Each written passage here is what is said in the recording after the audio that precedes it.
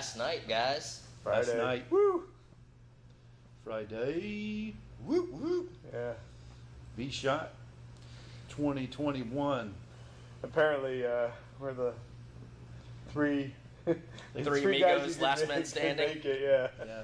They call us the closers. Yeah. All right, folks, want to welcome you back to another night of TNVC and Night Goggles Inc.'s vSHOTT. It is the last night. Last night is Friday. Tonight is, of course, our grand prize giveaway. That is a TNV PVS-14 Elbit thin filmed white phosphor. It's not this one, but it'll look just like it. It'll have similar performance. There's going to be a lot of other nice goodies coming along with it. If you want to be entered for that giveaway, you still have time to register. I know we put out a little bit earlier hard time in the emails and in the promos, but we understand that some of y'all just got to wait until the last minute. It's the way you're built. It's what you have to do. So you still got time to sign up. You still got time to register to try to win the giveaway. So that's tnvc.com/vshott. vSHOTT. We also have some exciting new announcements tonight. I know the rule of thumb at the actual SHOT Show is never to announce anything on Friday because guys are hitting the road, you know, they're flying out that day. But we figured since you can do all of this from your couch, we were going to save the best for last. So there's a big announcement coming, and I think you guys are going to want to catch this.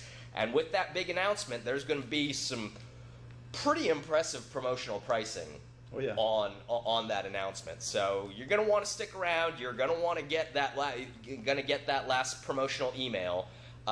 You are going to kick yourself if you miss it. I'm going to get two. Yeah, take my money. So, interesting story. Do you know where the phrase rule of thumb comes from?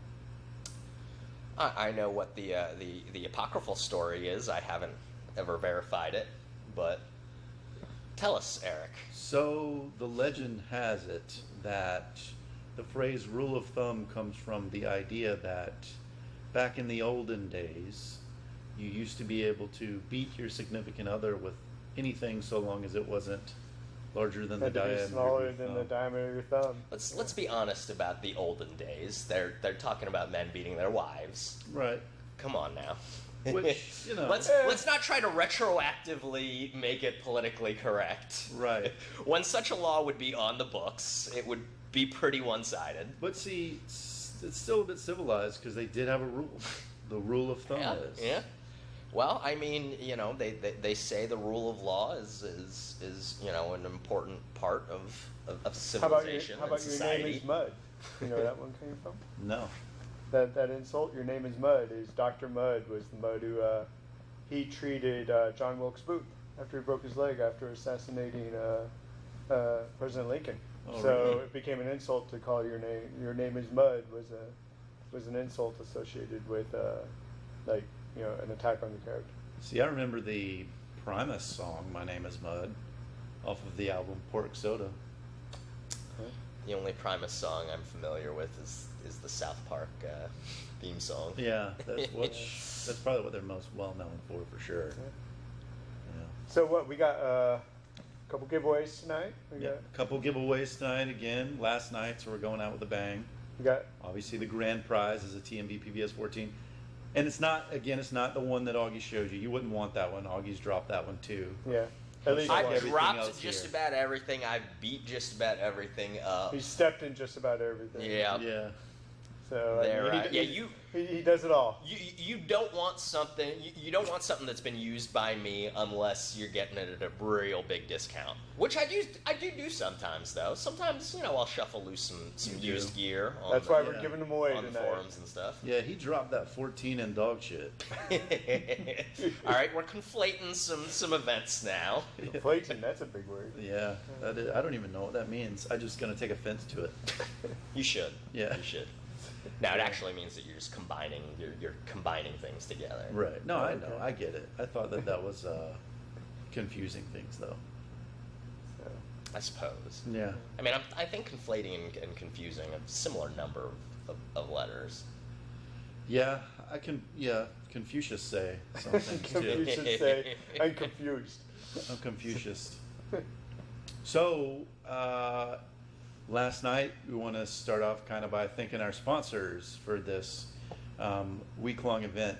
vSHOTT thanks everyone that reached out to sponsor us, whether you provided stuff to give away or anyway, just general support. B.E. Myers, Safran, Optics One, Weapon Outfitters, OpsCore, Blue Force Gear, Light Force, USA, Emerson Knives, Core Survival, Liberty Defense, and ACS. And that was it, right? That was everybody? I think that's, that should be our sponsors.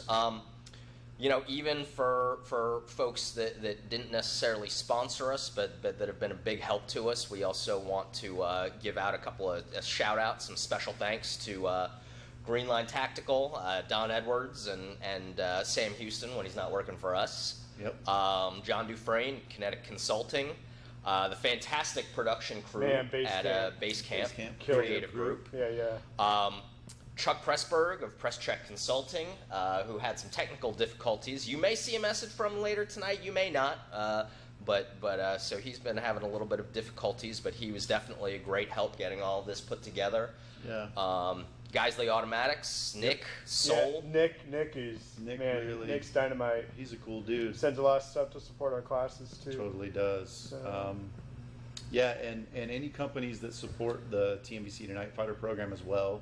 If we've missed you by naming you, you know who you are. If the students have been out to a night fighter class or even an armed professional class, they are very familiar with how much support we have in those classes with gear and coupon codes and swag and all that kind of stuff. So all those guys. And we're getting more every Audi time. Gear. Audi Gear, which Audi's helping them out. That's a pretty. It's our range attire, our inclement weather gear and cold weather gear. Audi Gear provides it. I also want to thank Solomon Leonard, Soul at Rooftop Defense, who helped me out with some stuff. Our friend Roger Wang at Forward Controls Design, the Duck Pond, who's helping us with our cable management panels. Pixels on Target, who is able to move mountains to get us a Voodoo S to show you guys cool. during vSHOTT. Pretty cool toy. Acton Black, of course, AB Night Vision, L3 Harris, Elbit Systems of America, you know, all of our great partners that make seeing at night possible. Yep. And let me tell you what, I mean, the people that have watched have been awesome. Like, yeah. I mean, every day fielding phone calls from dudes are like, you know, hey, I saw you, and their feedback has been great, and yep. You know, and even like today, I took a phone call, and the guy asked me a question to follow up with what we talked about last night. So it's pretty cool. We hope you guys like it. We want to do more of this stuff throughout the year. Yep. Yeah, I mean, obviously, you know, when we planned this, we had no real way. Sure. You know, this kind of thing hadn't really been done that much. We had no way of knowing what the response was going to be, whether this was going to be something that we would try to do again. But you know, we got to thank you guys. You know, you guys who are watching and who have registered. You guys are the ones that have made this a success.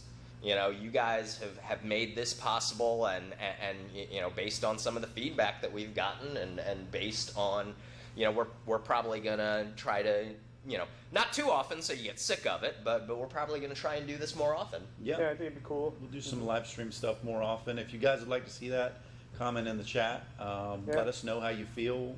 Honest feedback is the best feedback.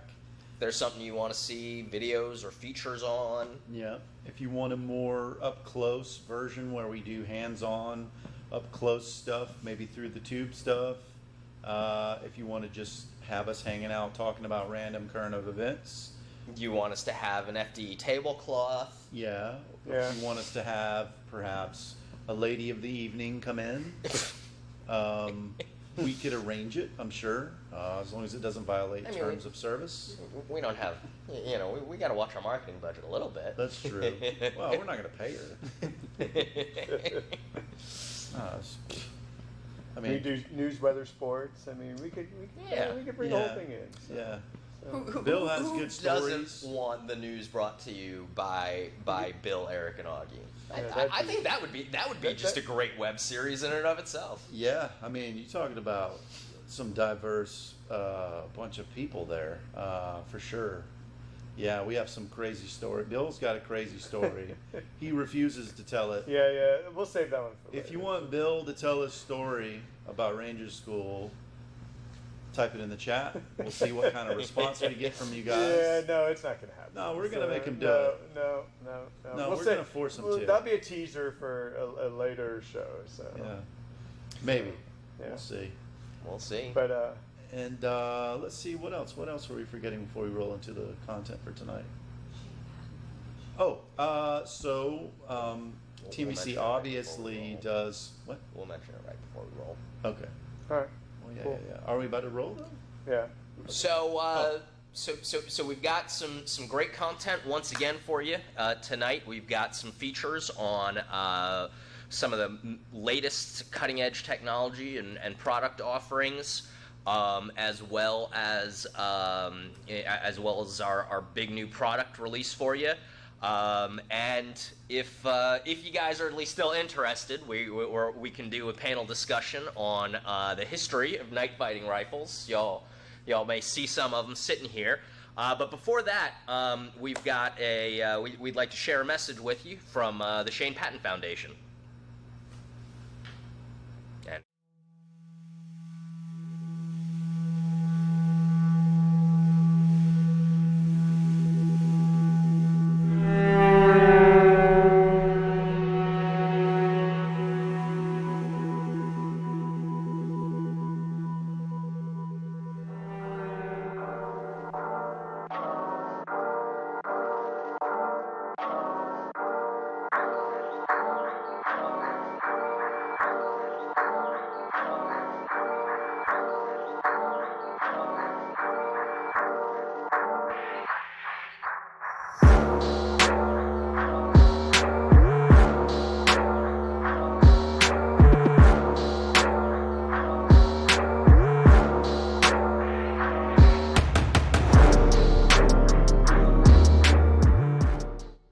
Welcome to TNVC and Night Goggles virtual product showcase and educational event.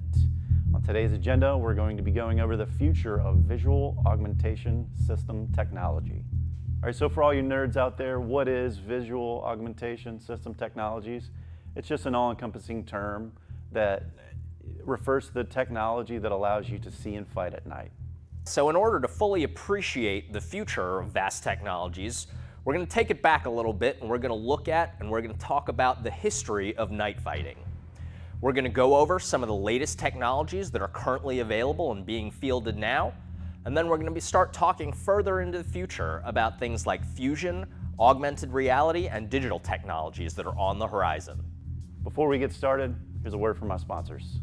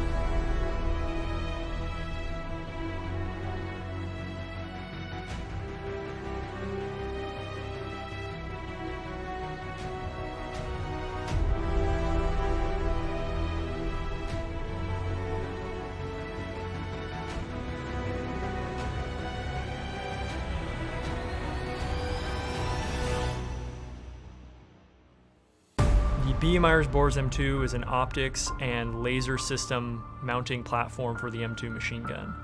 It was developed to improve upon existing mounting solutions by being a two-part system. The two-part system comprises of an upper, which is quick detach, where your optics and lasers are mounted to, so that they can be easily removed for storage, weapon maintenance, accountability purposes, and when reattached, they retain zero. The B.E. Meyers MAL C1 Plus is a commercially available multifunction laser aiming device that offers superior illumination quality, improved ergonomic interface, and greater output power than any other commercially available laser device. The core operating principle of the MAL is the quick change setting selection switch that allows the end user to change their output power and divergence with a single motion. This allows the end user to select what they need when they need it.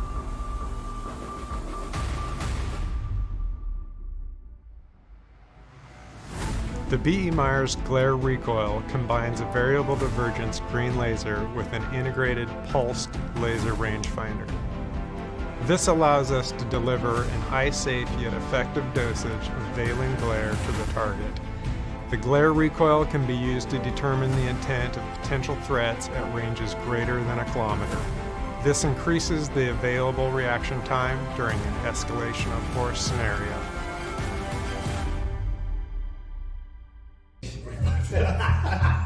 That didn't take long.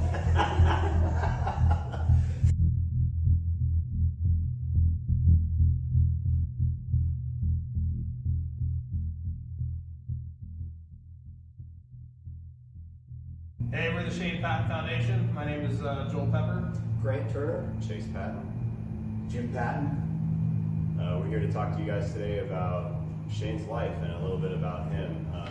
Growing up, Shane was just, man, your energetic kid. I mean, he loved everything about surfing, skateboarding, playing sports, baseball and basketball, and he loved everything there was about punk rock music. He loved playing his guitar. He wrote his own music.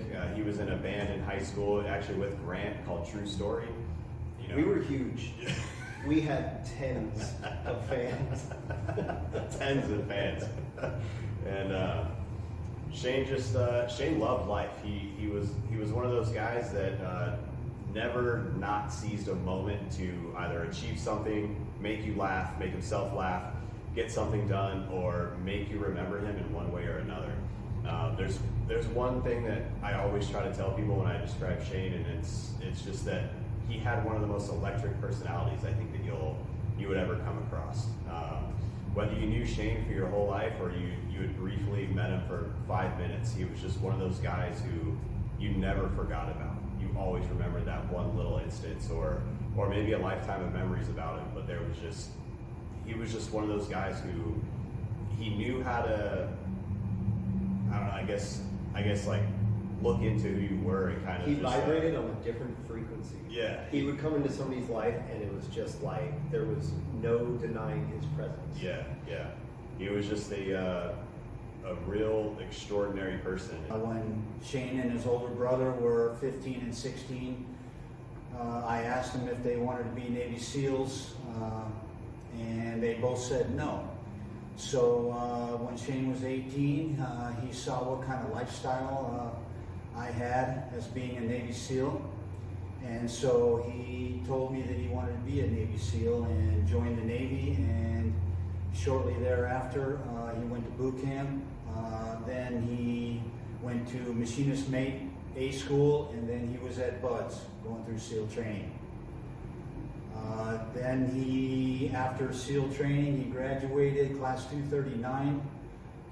He was stationed in Pearl Harbor, Hawaii, at SDV-T1, and where he learned to be a pilot on the SDV subs, and then they deployed to Afghanistan. Half the platoon was stationed in Bahrain. They split the other half to go to Afghanistan. Shane was in that half.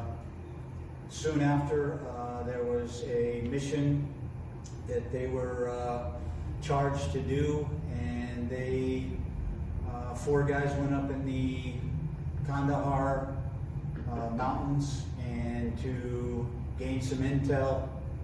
They were overran with Taliban, and then the helicopters were sent up there to engage, and the helicopters were blown up, and Shane was killed in action along with his brothers.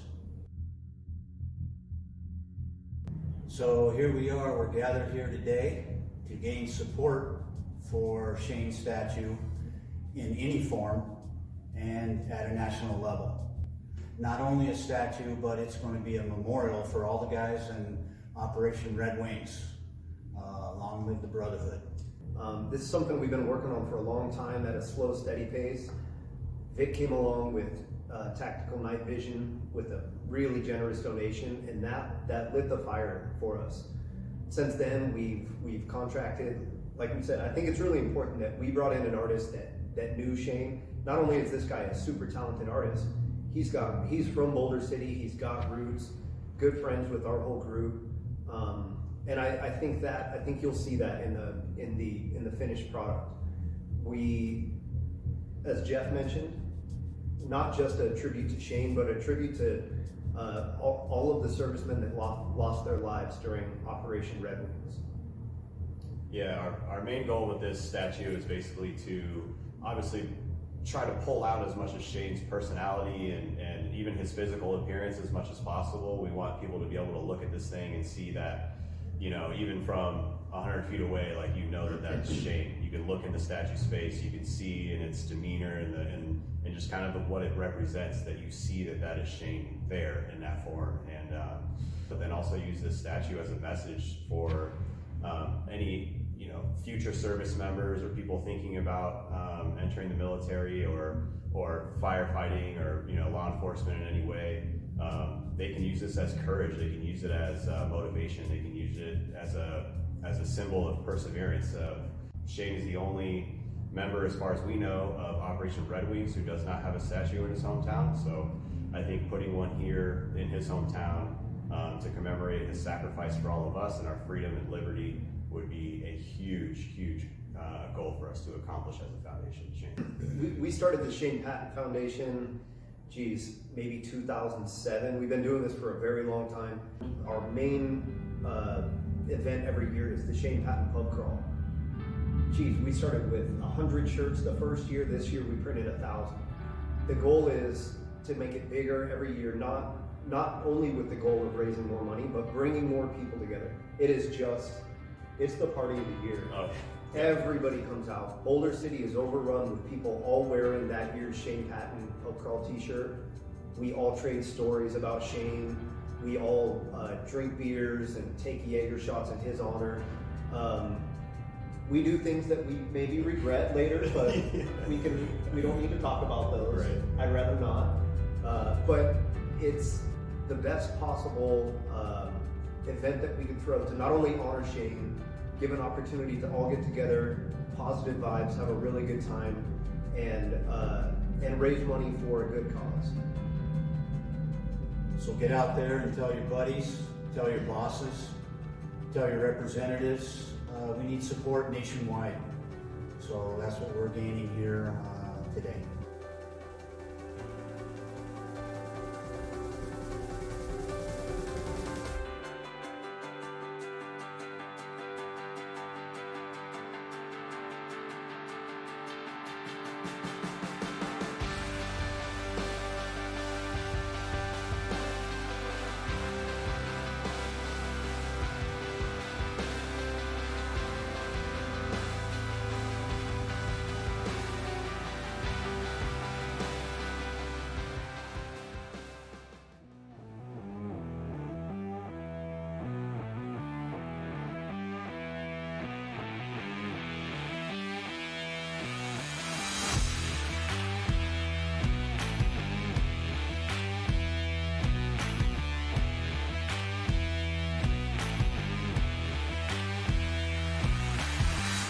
Safran Optics One enhanced clip-on thermal and SWIR imagers are night vision enhancement and visual augmentation systems that significantly increase an operator's ability to detect and eliminate threats.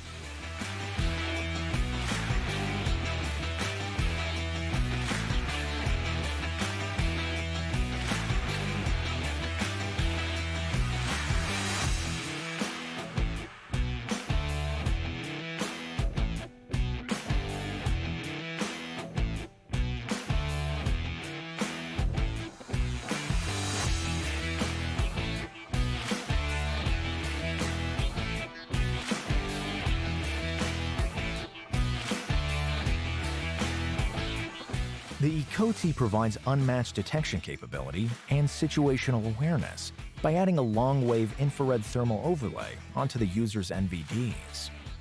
It detects heat sources, including residual, that allow the operator to track down threats. ECOTI is designed for low-light and no-light environmental conditions, such as dense foliage, caves, and tunnel systems. Its augmented reality capability provides a HUD tool that connects to the ATAC system for identifying teammates and targets, while providing point-to-point navigation, significantly increasing heads-up and hands-free situational awareness.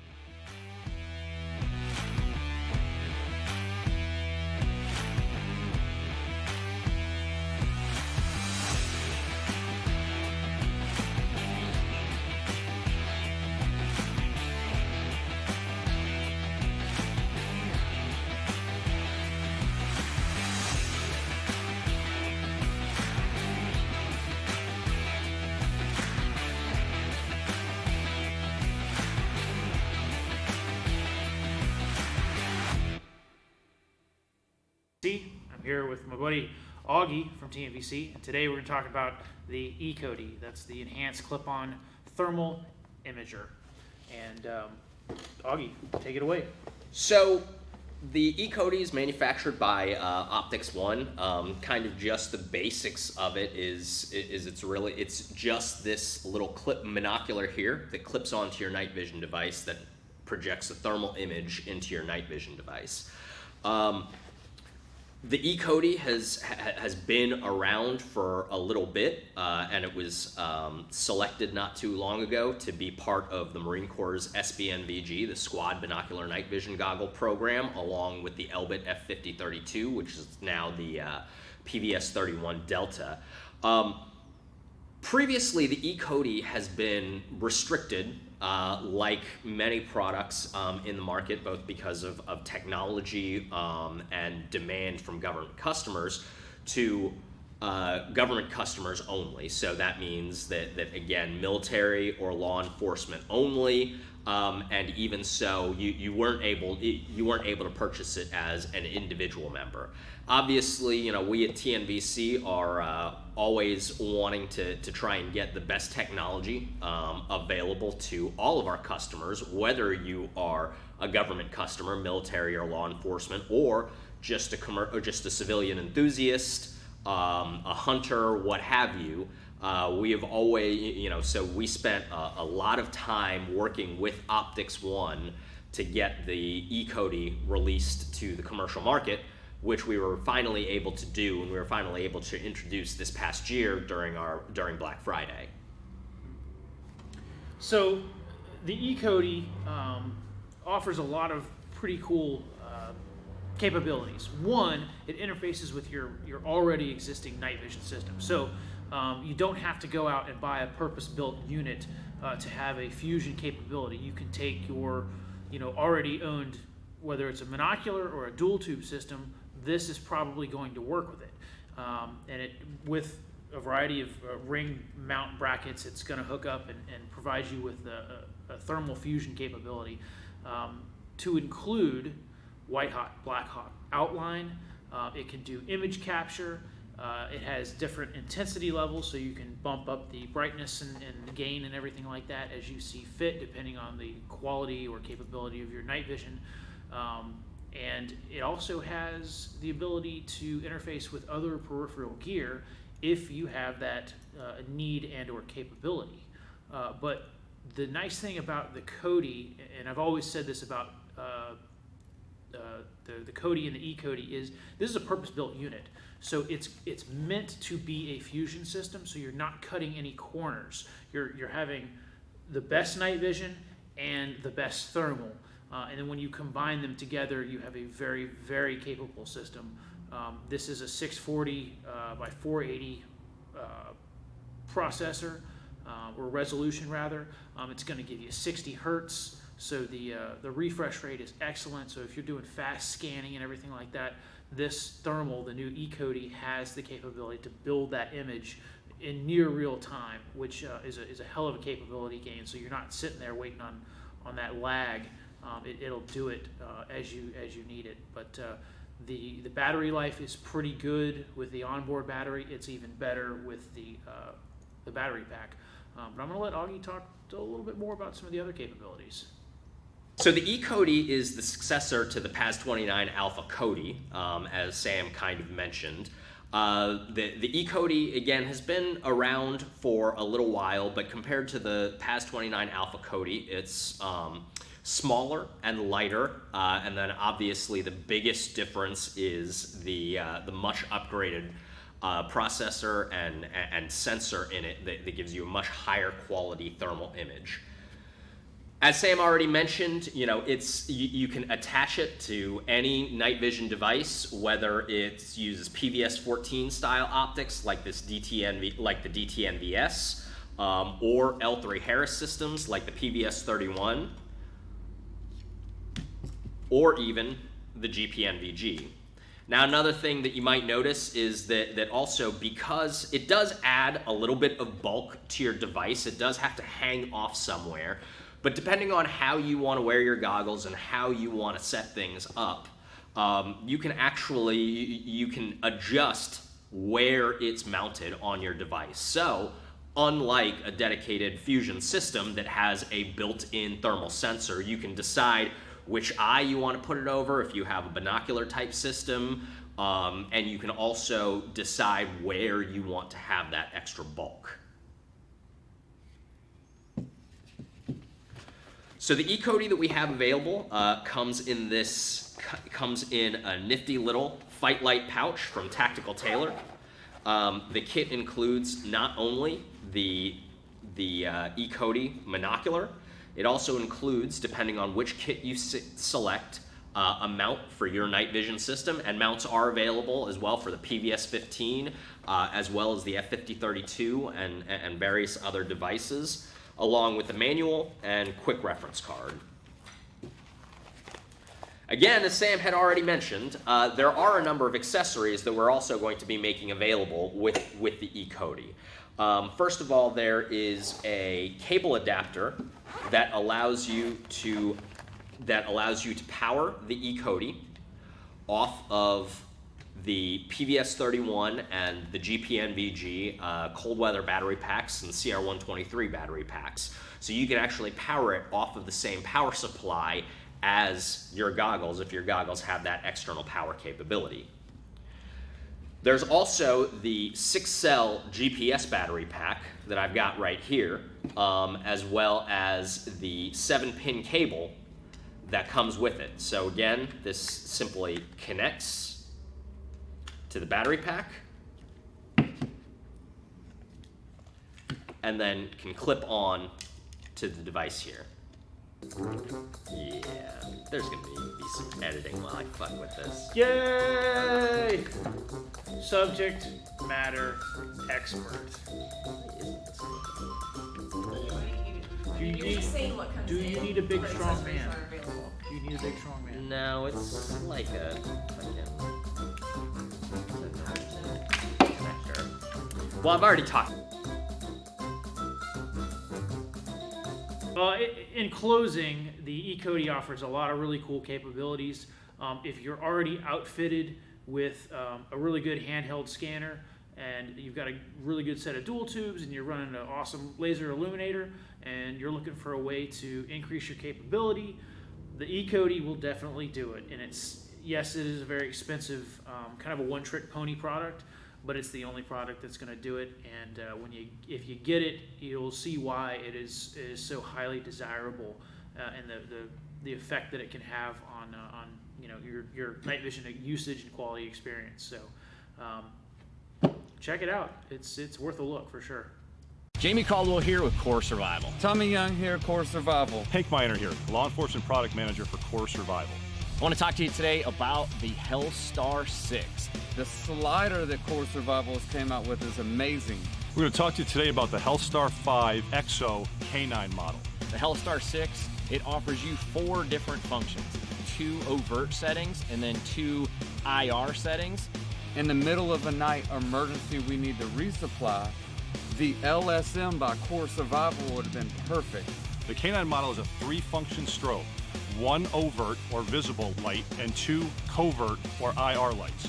You need to figure out which of our 2 body styles is going to work best for you, whether it's our EXO line, which gives you 2 or 3 functions, or it's our Hellstar 6, which gives you 4 different functions. Please check us out at coresurvival.com to order your next Hellstar product.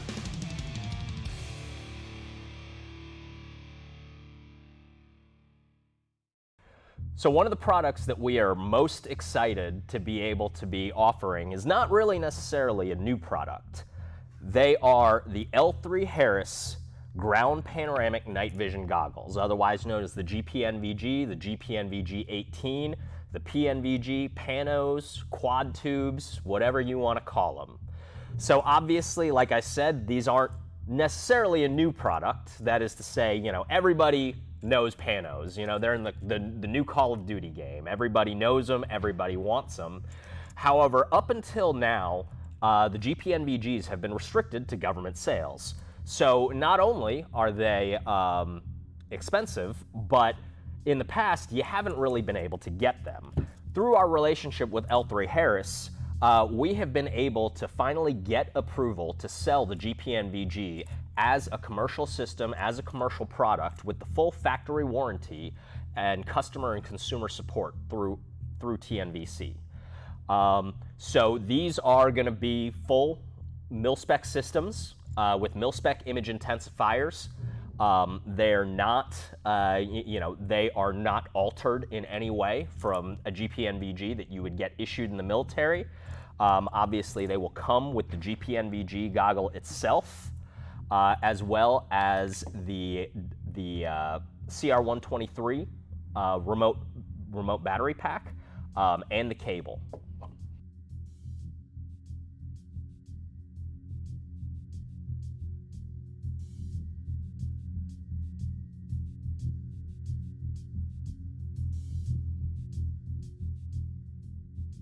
Hello again, Vic DiCostola here, and I want to thank you for attending vSHOTT with us. I hope you learned a lot. I know I did, because here at TNVC, we learn every day. That's what we do here, it's why we grow, and I want to thank you for joining us. I hope you had a great time. I hope you learned a lot. I know, as I said, I did. We also want to congratulate the winner of the PVS 14. Congratulations to that winner, and thank you for your support and believing in our products. We will continue to do everything we can to help you educate and do things in the dark you never think you could do before. Thank you.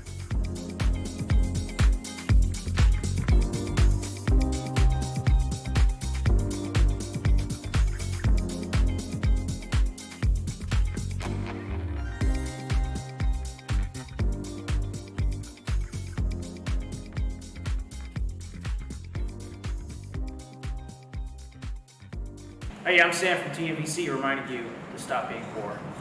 Are you a night vision instructor? Do you not own night vision yourself? Then you're not a night vision instructor. Stop. Give me your tired. Give me your poor. I saw this dude, he had like a milkshake and he was getting his ass beat. But like the thing was, is like he was trying to keep the milkshake from spilling while he's getting his ass beat. Like they was tearing him up, bro. The man needed night vision. And scene. No, I'm just kidding. We're not going to sell crap. Or NGI for that matter. No, Sam Houston might sell you crap. Tom Austin might sell you like some kind of animal that you can't really buy legally. I had to cut a dove one time and it made the hair on the back of my neck stand up. It was weird. My toes started like curling a little bit. We gotta keep buy these and look at titties with them.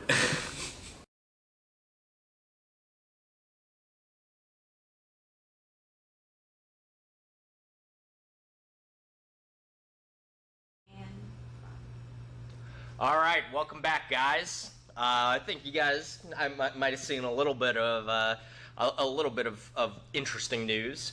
But before we talk about that, real quick, that image that you saw, the 2020 champ. A lot of people know, a lot of people are familiar with the fact that TNVC, Night Goggles, we do a special edition SHOT Show patch every single year. Some of these, I don't know, you can retire on some of them, the way they sell on eBay. Oh, yeah. We weren't there at SHOT Show, so we weren't able to hand patches out, but we did, in fact, commission a special edition vSHOTT 2021 patch. So that patch is going to be thrown in with every single giveaway winner. For anyone that has purchased a vSHOTT promotional, who's made a vSHOTT promotional purchase, we're also going to be drawing 20 random winners to receive the vSHOTT special edition patch, and then you're going to be getting in your email tonight with your promotional vSHOTT email. Probably one of the last ones that you're going to get. You're going to be getting a special coupon code that's going to be good for the whole rest of the year. So if you use that coupon code, we're going to send you a patch until they run out. Like it is at SHOT Show, it's going to be a limited number of patches, a limited edition patch. So the earlier the better. You want to keep them in some more anticipation? Yeah. Let's throw it. We know that you've got some questions. We're sure that you've got some questions. So let's talk about something completely different, because I know that's exactly what you guys want. Yeah. Wasn't that Monty Python skit? And now for something completely different? So what I've got with me over here is just a small collection of some historical night fighting rifles. One of the little side projects that I have is working with a company out in Utah called Enhanced Tactical Arms with my friends Eric Butler and Eric Fordon. Eric Butler's right here. Eric Fordon and Dr. Earl Burris. So the three of us, we actually worked on Larry Vickers' Vickers Guide, AR-15, volumes 1 and 2. So we helped put those together. All of us are really into kind of historical guns and historical configurations. So what I've got for you is a little collection of these historical rifles that at some point in time represented the cutting edge in night fighting technology. Let's just call them what they are, Augie. These are clones. They're replicas. They're clones.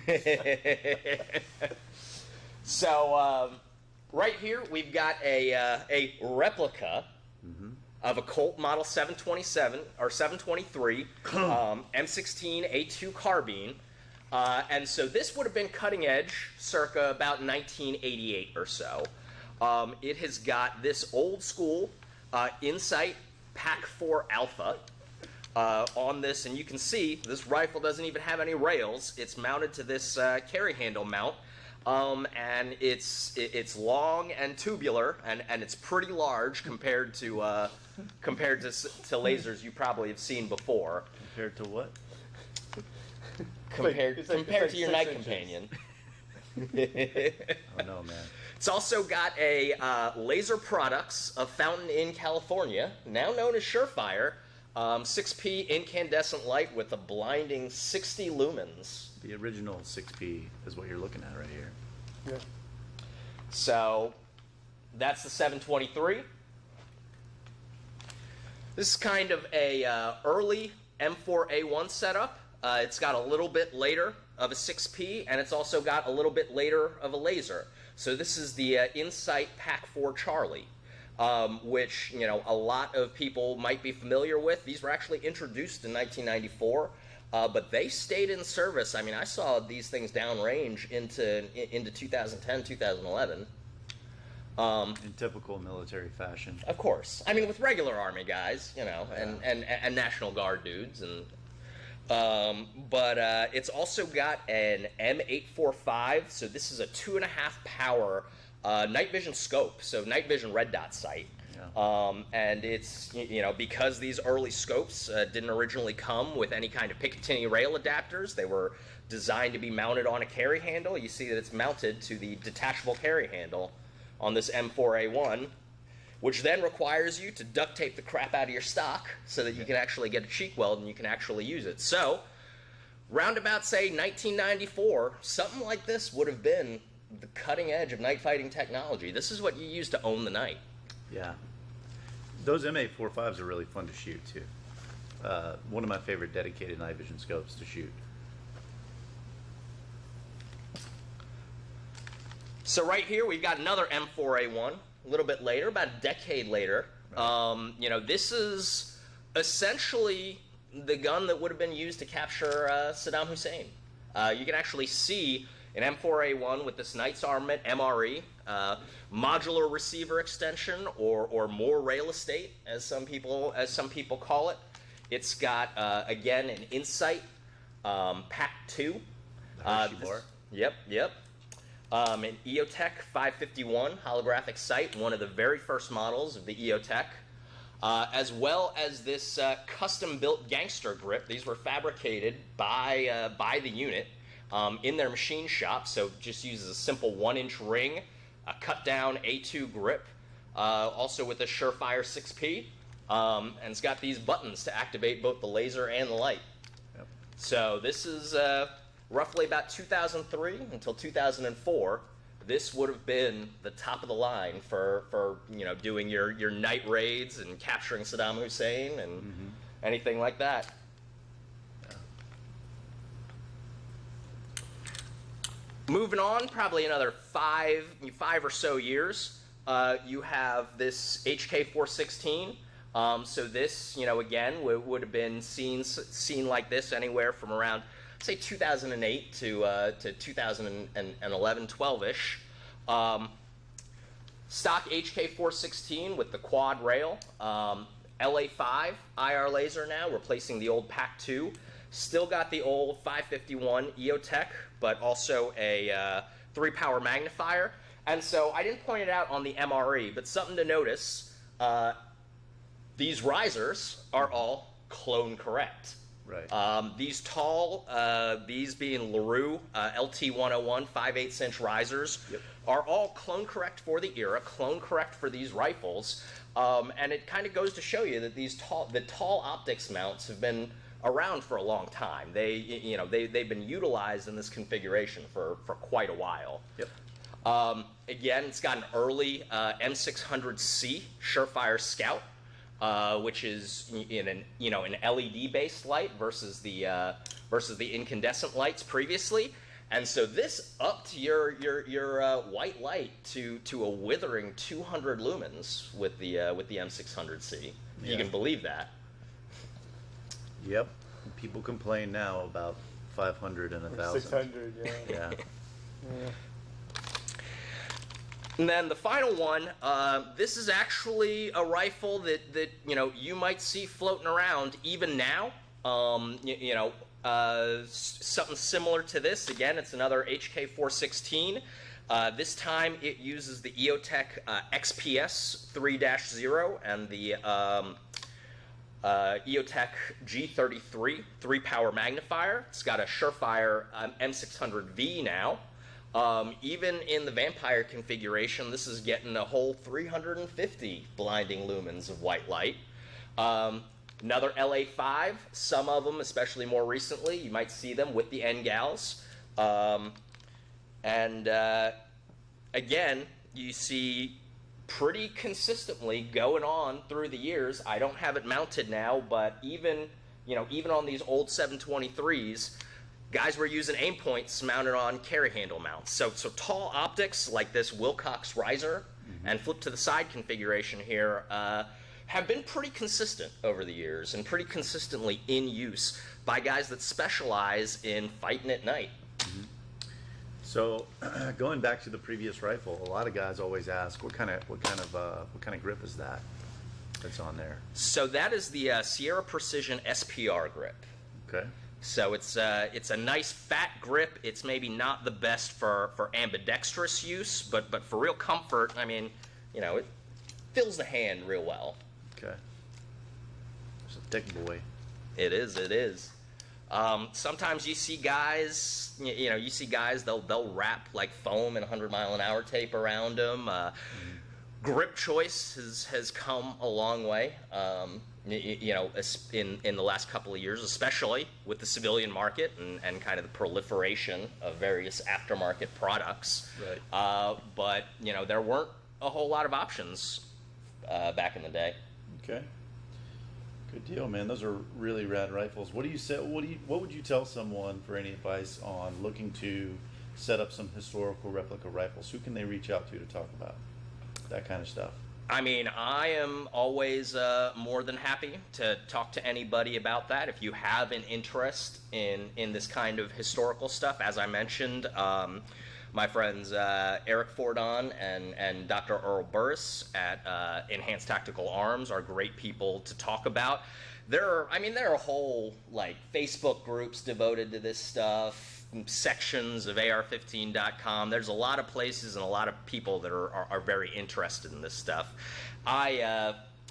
Truth be told, the reason that I got into these replica things in the first place is I was really just trying to replicate my issued weapon, but got really interested into, if you guys hadn't noticed by now, a little bit of a nerd. No. No, you're lying. So I did not know that. When I get into a topic, when I get into something, I have a tendency to go a little overboard. Yeah, you just put my niece to sleep again. So nice. See, I am useful. It's only like 5 o'clock. I am a useful person. So we got a couple questions coming in here. Let's see, what do we got? Oh, folks want to know the Pano goggles. Are those white phos? They are indeed white phos. Okay. Thought that went without saying, but I guess not. Sure. Well, there's a lot of folks that still ask. We're not selling you like the second offs, if you will. They come with white phos tubes in them. Yeah. I'm pretty sure you have to special order green phos panos at this. I think you do, and I think if you wanted green phos panos, you'd probably have to place like a pretty big order, right? At least like 20, for it to be. plus. And so here's, and that actually leads into a question that people were even asking about the 31s, right? About the BNVDs and the 1531s. Why are these all of a sudden being offered commercially? So first of all, guys, there's no catch. Right? People are asking us online, what's the catch? Are we getting units that are somehow like substandard from what the government gets? Government overruns and crap. No. So think about your L3 Harris. You are manufacturing night vision systems in the integrated vision solutions part of their communication segment. You're manufacturing these systems. You have guys working day and night, cranking out night vision systems to meet government demand, to meet law enforcement demand, to meet commercial demand. You're cranking these systems out.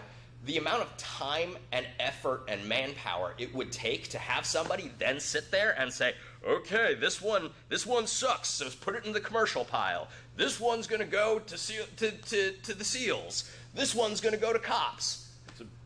It's a beautiful voice, by the way. Yeah, you ought to be on radio with that voice. It's just not cost effective. These are coming off the same line. They're being made the exact same way, and they're built to the exact same specs. There's no catch about these commercial systems that we are selling that have previously been limited to government sales. Yeah. And then the next question that people are asking is, why now? And we've seen all sorts of speculation, like, are these being discontinued? What changed? What changed is that we at TNVC, we've worked closely with L3 Harris for an extremely long time. This is something that we have always wanted to do. Yep. We have always wanted to be able to offer these systems. We've talked about it a couple of times now during vSHOTT, yep, about the fact that even though now all three of us have all been a part of the state apparatus, we still believe in individual rights and individual capabilities, and we want you all to be able to get those capabilities. So it's something that we have fought for for an extremely long time. It's something that we have advocated for, something that we have spent a lot of time talking to various executives, program managers about, and some things shifted in terms of the way L3 Harris did commercial distribution, and TNVC, we were there in that position, in the right position, in the right time and place with the right relationships, to throw our hat in the ring and say that we want to do this. And when we got to that point, we also had to put our money where our mouths were. Right. And we had to say, we want to become a major distributor of L3 Harris finished goods, and that requires putting a pretty big chunk of money down to say, no, we will commit to doing this, and we will commit to buying these systems if you allow us to sell them commercially. So that's what changed. Right. So I'll tell you that as long as I've been with TNVC, which is you've been here a while, coming up on 10 years, we have been trying to make this come to fruition constantly every year. It's like, because even like back in 13, 14 with the Pano craze, when they first started gaining notoriety in Hollywood, when they were in Zero Dark 30. Right, when they were in the big movies, right? And in the books and stuff like that. Folks were just enamored with them, and as well as they should be. I mean, they're an amazing piece of technology. But we have been trying to get the folks at L3 to play ball in the commercial market for this long. So it's not like yesterday we were like, hey, this would be a good idea. No, we've been working with them and strengthening that relationship with them. And then, most importantly, I mean, we work for the people. So like we're trying to give regular folks, like we all are now, a fighting chance at, hey, if you want Panos, and you can buy them now. So there you go. And again, I'll say this, you guys can all form a line at home and thank us for our service.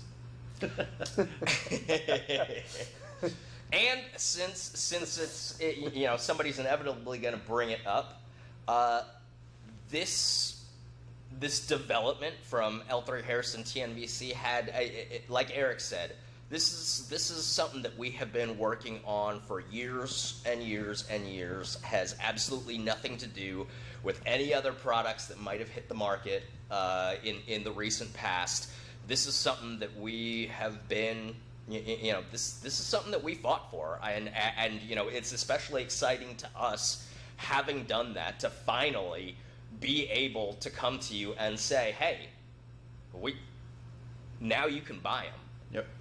They're not inexpensive, but I mean it's a fantastic capability, and we want anybody that has the means, adequate means and adequate desire to have that chance, to have that opportunity. You don't need to be a special cool guy to look through Panos. You don't need to have special buddies in the industry. You don't need to make backdoor deals with your sales reps. Yep.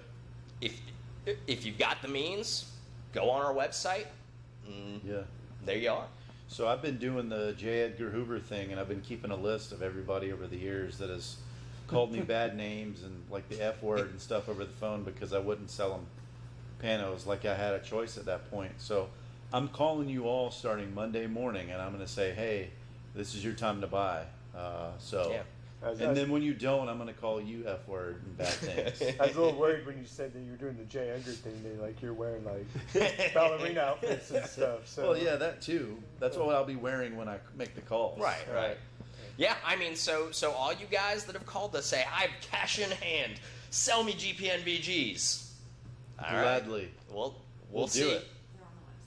And they're on the website live right now, by the way. TNVC.com. Sorry, Laura. Search function, just put GPNVG, and you'll be getting an email. There's promotional pricing available. Couple questions. There's a lot of questions coming in about the Panos. Will they also be available in ANVIS configurations? Yes, they'll be available in the Dovetail and the ANVIS configuration. Of course, they're going to be available in ANVIS configuration. This is Mr. Augie. Yeah. Come on now. Of course, they are going to be available in ANVIS configuration. Someone asked, will GPNVGs be available for housing only? No. No, and it wouldn't do you that much good to buy them that way because they require specialized fixtures and they require specialized equipment to adjust them and collimate them properly and to assemble them properly. I mean, it's. Yep. I mean, I guess if you want to be looking like this, you know, we talk about collimation with like bridged PVS 14s, but now you got 4 of the things. Yeah. So have fun with doing your DIY collimation across 97 degrees and having that not give you a headache plus the 27 ounces that the GPNVGs will weigh anyways. Yeah, that'd be a nightmare, honestly. I wouldn't even try to do that. You'd probably end up ruining them altogether. The panos do come with data sheets, factory data sheets. They'll come just like they're normally issued out, you know, to the special mission units or whomever may give them or get them at the time. They'll come in with all the stuff that it's normally included. You know, the case, the user manual, the little hard shell sort of shell type deal. Yeah. The book contract. The book contract. Yeah, how to write your own New York best time. Even those little monocular adapter things. Yes, even the little monocular deals. Yes, so we're not like sleight of handing anything here, building our own kits. These are factory kits from L3. They're legit. We didn't scratch the serial numbers off of them, and you know, some shady supply. And we're going to continue to be able to get them. We are going to have units on the shelf in stock. Who knows how long those will last? Again, we had to place pretty substantial stocking orders, but I mean, this past year has been, you can't keep anything on the shelf. So we have plenty. If you're worried, don't like, wait. Oh, I want to. Don't wait. Yeah. But don't be worried that they're going to go away. This is a regular product offering. This isn't a contract that got canceled, and they had some extras, and they were like, "Hey, TNVC, you want to take some of these and get rid of them for us?" These are regular stocking product item built specifically for us, for our order, for our contract. Yep. Talk about FOM on the systems real quick. But there's a lot of folks asking about the FOMs. So these are standard DoD rated tubes, standard DoD rated systems. So the minimum contract spec for these tubes is going to be 1792. Right. So it's 1792 minimum. You know, I just talked to one of the program managers at L3 Harris today because I had kind of a feeling this question was going to come up. And I talked to him, and he said that he couldn't remember. That it's been over 5 years since a minimum spec unit came in. Obviously, because they're coming from the factory, from L3, in pre-built form, we cannot hand select the tubes for you. We can't accept any kind of hand select requests. You'll get the systems that we receive. But I mean, they are all excellent tubes. I mean, I've looked through those tubes. I've looked through equivalent tubes. There's nothing wrong with the tubes. Yeah. Yeah. If you're asking, are these like some kind of comm spec tubes or something like that? No, these are literally L3 DoD rated mil spec tubes. Same tubes that would be sold to the military. And I have to retract a little bit of something. With the GPNVGs, the GPNVGs actually were a little bit more complicated because DoD does have a little bit of say. They do in whether or not in who GPNVGs can be sold to. SOCOM in general have not really like a first right of refusal, but something similar to. Right. So that goes, you know, that goes along with it. That goes into it, and so that was part of the approval process.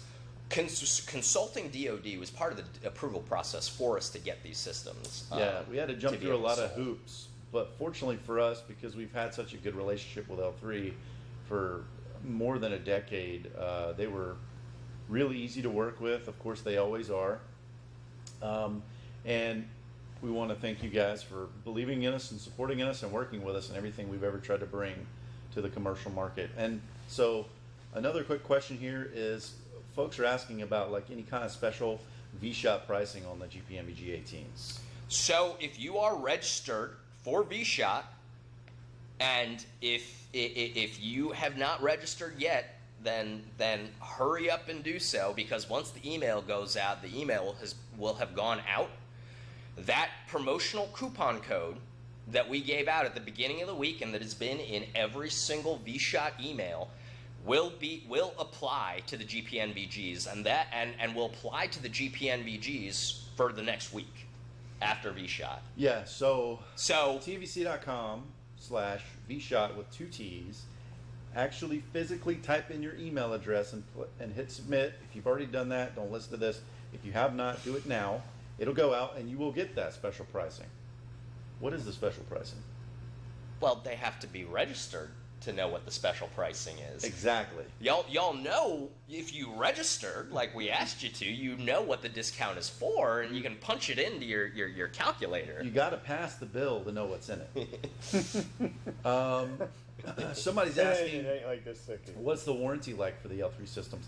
Same factory warranty as if you were to be a government end user and buy them. What is it? A year? It's a year. Yeah, it's a year standard warranty. Like most warranties, it's primarily against manufacturer's defect. So, you know, if you suddenly find that a tube's gone to air or something like that within that year or something like that, again, most warranties in just about any industry aren't going to cover stupidity, and that includes even our limited lifetime warranty. Yeah. But, again, the important point here is that being fully legitimate, commercially available systems, available commercially exclusively at TNVC, by the way. So basically what that means is if you want GPNV18s, the only place that you can buy them is TNVC.com. But if you break them, L3 Harris will fix them. Yes. They might charge you for it. Right. Especially if you break them because you did something dumb. Right. But you will get them fixed. You won't have a $50,000 gray market system that is a dud. You're SOL with now. Yeah. It's so full user warranty support and also service support. So. And here's another thing about gray market systems too. Y'all realize that night vision devices have serial numbers, right? So people know who they were supposed to be sold to, who they got sold to in the first place. So I'm pretty sure, yeah, they're going to be able to tell the difference between a GPNVG or a PVS-31 that fell off the back of a truck and one that you bought through an authorized commercial distributor. Right, and trust me, we've heard many stories about folks acquiring things, sent it in through some backdoor loop to get serviced, and it's like, surprise, this is stolen, you're never going to get it back. And those folks who have acquired it, if they did it monetarily, they're just out that money. Or they get that knock on that or they door. Get a knock on the door from CID. Yeah, from Army CID or NCIS, and they say, hey, that stuff, we're just going to need that, and you just got to hand it over, and you're well, it's not tough even shit. It's I mean they do it in a pretty dickish way. They come to your door and they're like, hey, so that stuff you have, you know, we could send you to jail, we could take you to court, we could do all this stuff, but if you just hand it over to us, sign this receipt, sign this property, we'll make it all go away, saying that it's ours, and we'll make it all go away. If you have a life, if you have a family, if you have a business, you know, I mean, what are you gonna do? You gonna fight CID in court about the fact that you know the chain of custody before it got into your hands? You're probably gonna, even if it costs you $50 grand. Yeah, the best advice I'll give you is just do the right thing. Buy them from TNVC. Buy them from TNVC, and you'll never have to worry about that. A lot of folks are wanting to know, so when they're going to buy, should they buy dovetail or should they buy ground-based systems? Aviation-based systems. Should they buy ball D10 or should they buy for the dovetail? GPNVG or just in general? Well, no, I mean, really, it's just in general. Hey, so if you don't know which one you prefer, buy dovetail. Yes, you need ground. Dovetail. So, well, it's a ground spec goggle mount. The GSGM. It's semantics. No, tomato. So there are some reasons that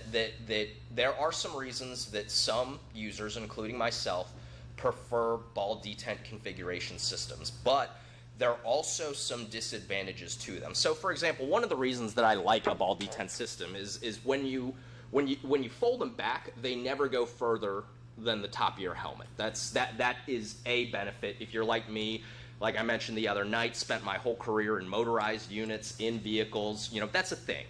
You are kind of tall, and I can see you hitting your head. Stuff.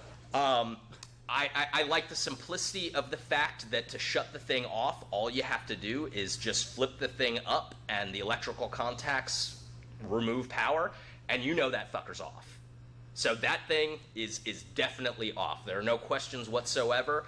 However, a dovetail system is going to be more stable, so you don't need to use the bungees as much with a dovetail system. It's going to be simpler. The mounts are going to be less expensive. So really, unless you know already that you want and that you need a ball detent system, I would recommend going with the dovetail system, because it really is.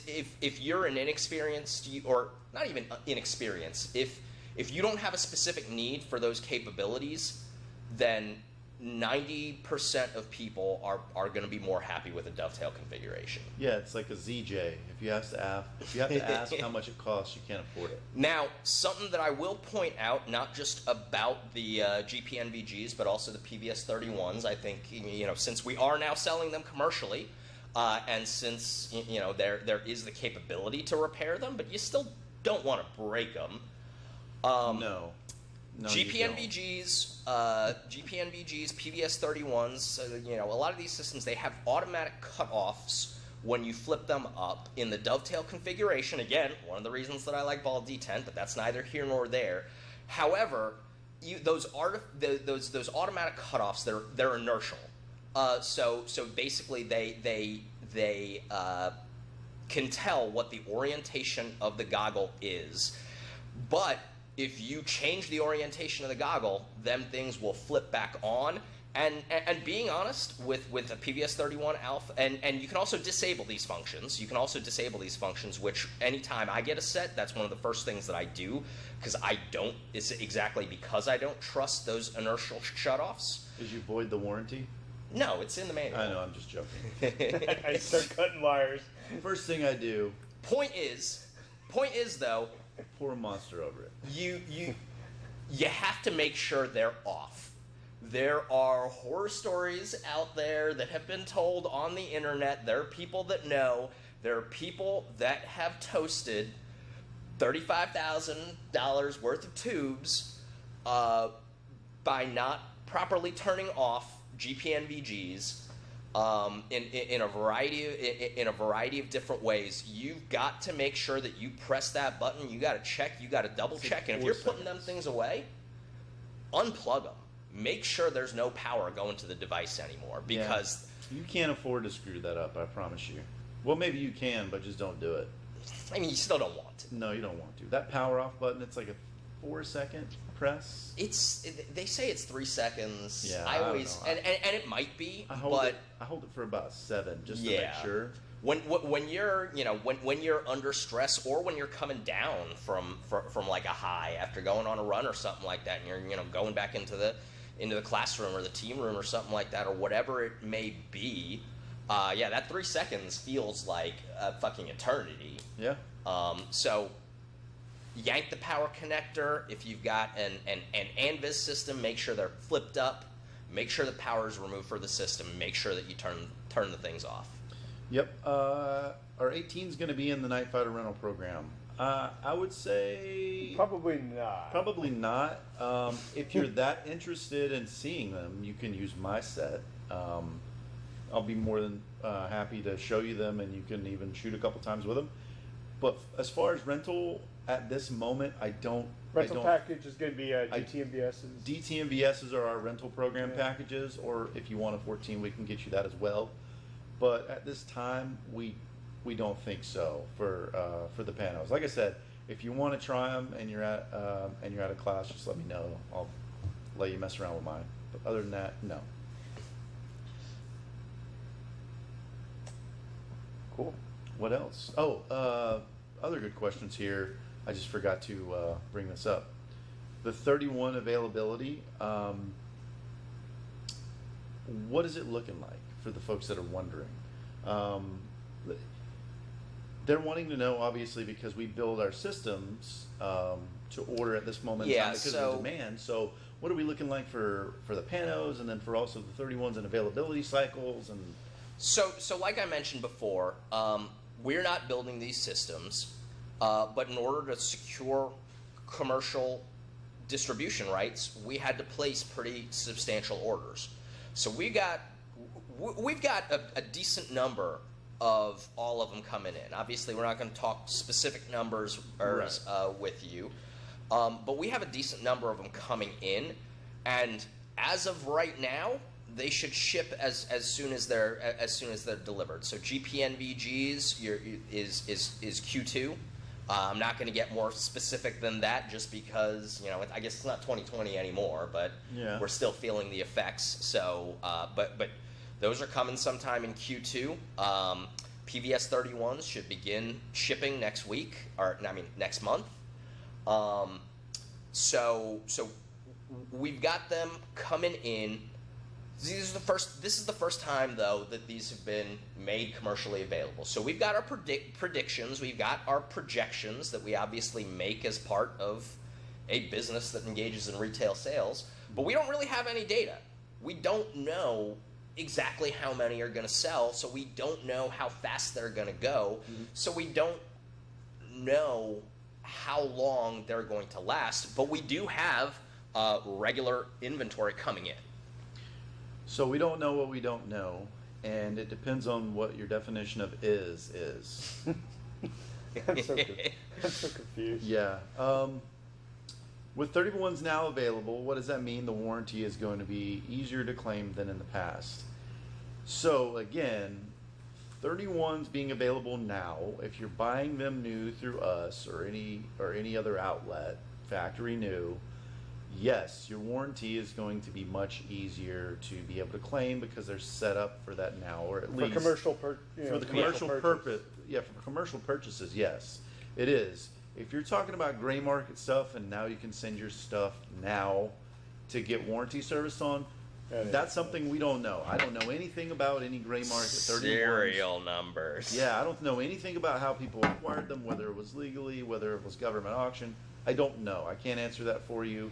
So I think what the question is asking is because L3, obviously L3 makes everything from fucking GPNVGs to F-35 Raptor helmets to airport body scanners. Yeah. So I think what the question is probably asking, is it going to be any easier to get a hold of them? And the answer to that is also yes, because we as a commercial distributor know personally a lot of the program management personnel at L3 Harris for these programs, and so if you bought the system for us, we will work with you and intercede for you. You don't have to go on to L3 Harris Communications website and dial the 800 number for the entire defense conglomerate's customer service. You call us, we'll call L3, we'll get you an RMA, and you'll get your system fixed. Not everybody. No, we don't know about the gray market stuff. But the actual factory new, commercially available units, brand new stuff, yes, we can help you out. We'll make sure that gets taken care of. Let's see. Two or more questions or so. When is EOTech going to play ball with the NGOL? I think what you're asking is when is L3 going to play ball with the NGOL? Who knows? That's we do a lot of things. I don't know. Maybe we'll work on it. Who knows? We'll put Augie right on it. Yeah. We'll work on it. Maybe just talk them to death over it. Yeah, it works sometimes actually. 18's brought to the alumni event to play with, probably, most likely. If we're gonna do, if we're gonna have special stuff there for you guys for the alumni, that'd be there. something that'd be cool to get out there for the alumni event. Absolutely. Difference between the 31 alphas and the 1531s. Augie, brief rundown on that. So, I mean, the biggest difference is the optics. The PVS-31s, the BNVDs use specialized lightweight optics. They have no diopter adjustment. The 1531s kind of came about based on some requests from customers, mostly like law enforcement customers that wanted a version of the PVS-31, but that had some of the features of the PVS-15 and was a little bit less expensive. So L3Harris came up with a version of the PVS-31 that used PVS-14 optical lens assemblies.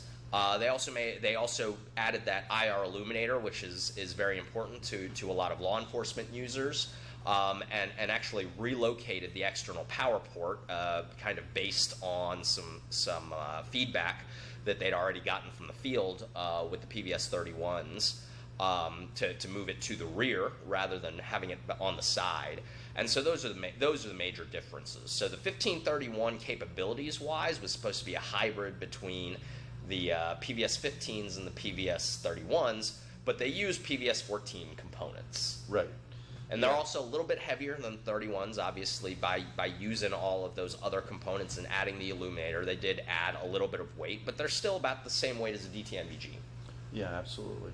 It's like for folks that wanted an ocular adjustment in a 31. 1531s are maybe the answer for you.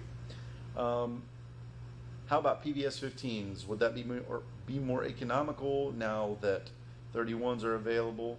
That is, if the 15s are available. We've sold 15s for a while now, right?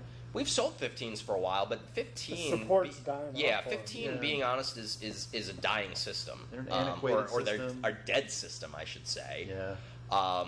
There's still support for them that exists out there because there's still some active contracts now, primarily with law enforcement, but the 15 has been superseded by the 31, both in SOCOM and many other organizations, and so the priority is on 31. Are they going to be more economical? I mean, there are probably going to be plenty of people shuffling them off used on Facebook and AR15.com and places like that.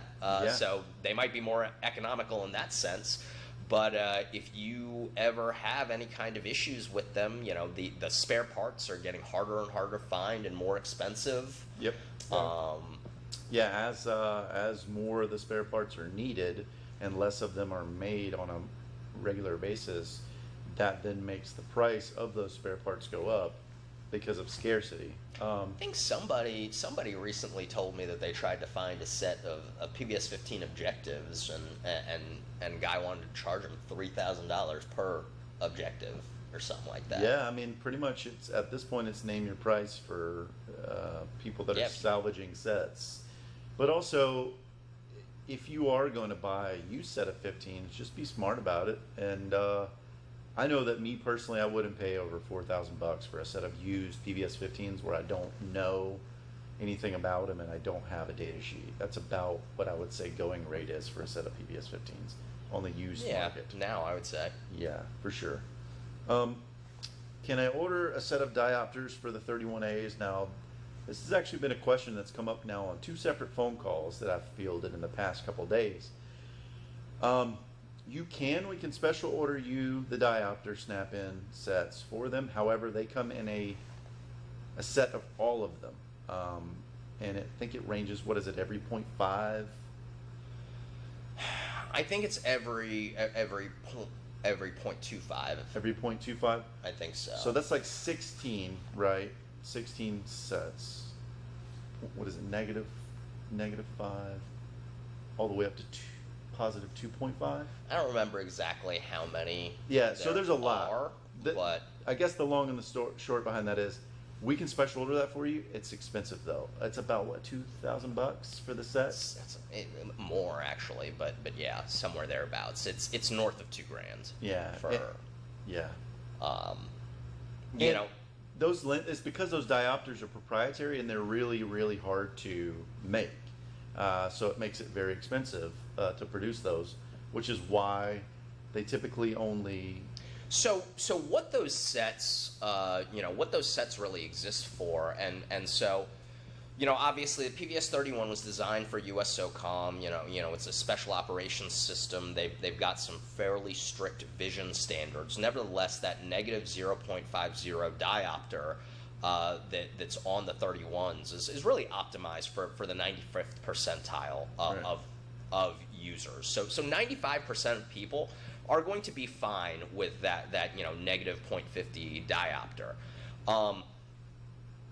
They obviously some guys in some organizations, they get really picky about image and stuff like that. So really those diopter kits are designed for like unit or organizational armorers to have, so that they can swap them out for end users, and they can all kind of draw from a similar pool. As a matter of fact, Chuck was telling me about how they used to use them on the GPNVGs. Basically, if you wanted to have the ability to kind of adjust them, if you wore eyeglasses and you didn't want to, if you wanted to be able to use them without without your prescription, they would custom match, their VAS guys would custom match the diopters for you. Yeah. But that's, an extremely specialized application, and here's the thing, and I think you've said about the same to people you've talked to on the phone.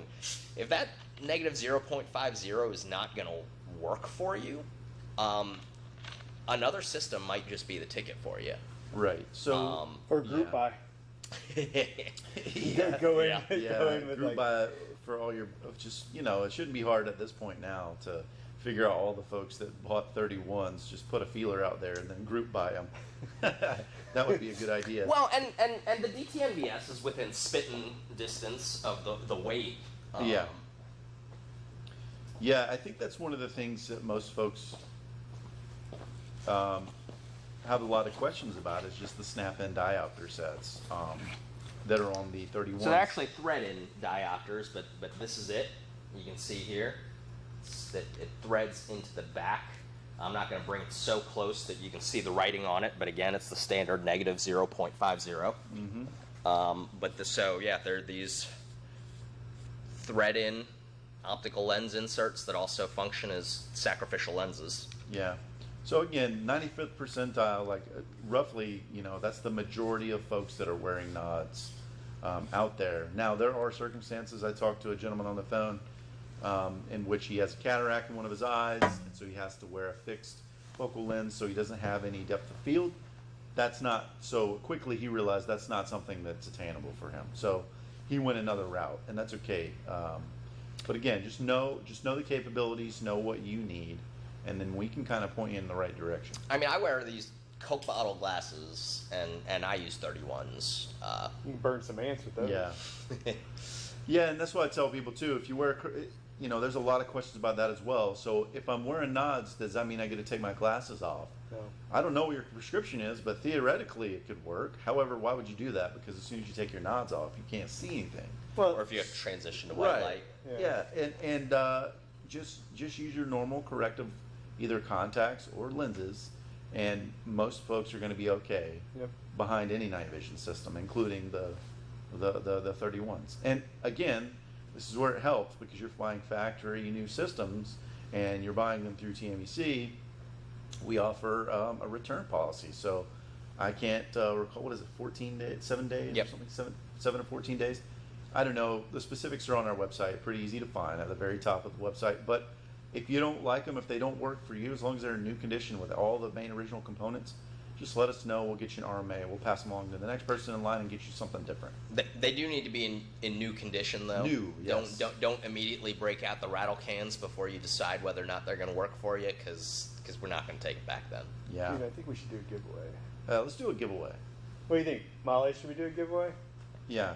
All right. So tonight, the first giveaway is a set of OpsCore snap shields, which are super awesome. Whether you've got 31s or PVS 14 lenses, there's a multitude of videos that even we've published out there these are compatible with. So OpsCore snap shields, a Tor Mini IR laser, an ACS trigger mag, and then a Safran dual rifle bag, a 46-inch black.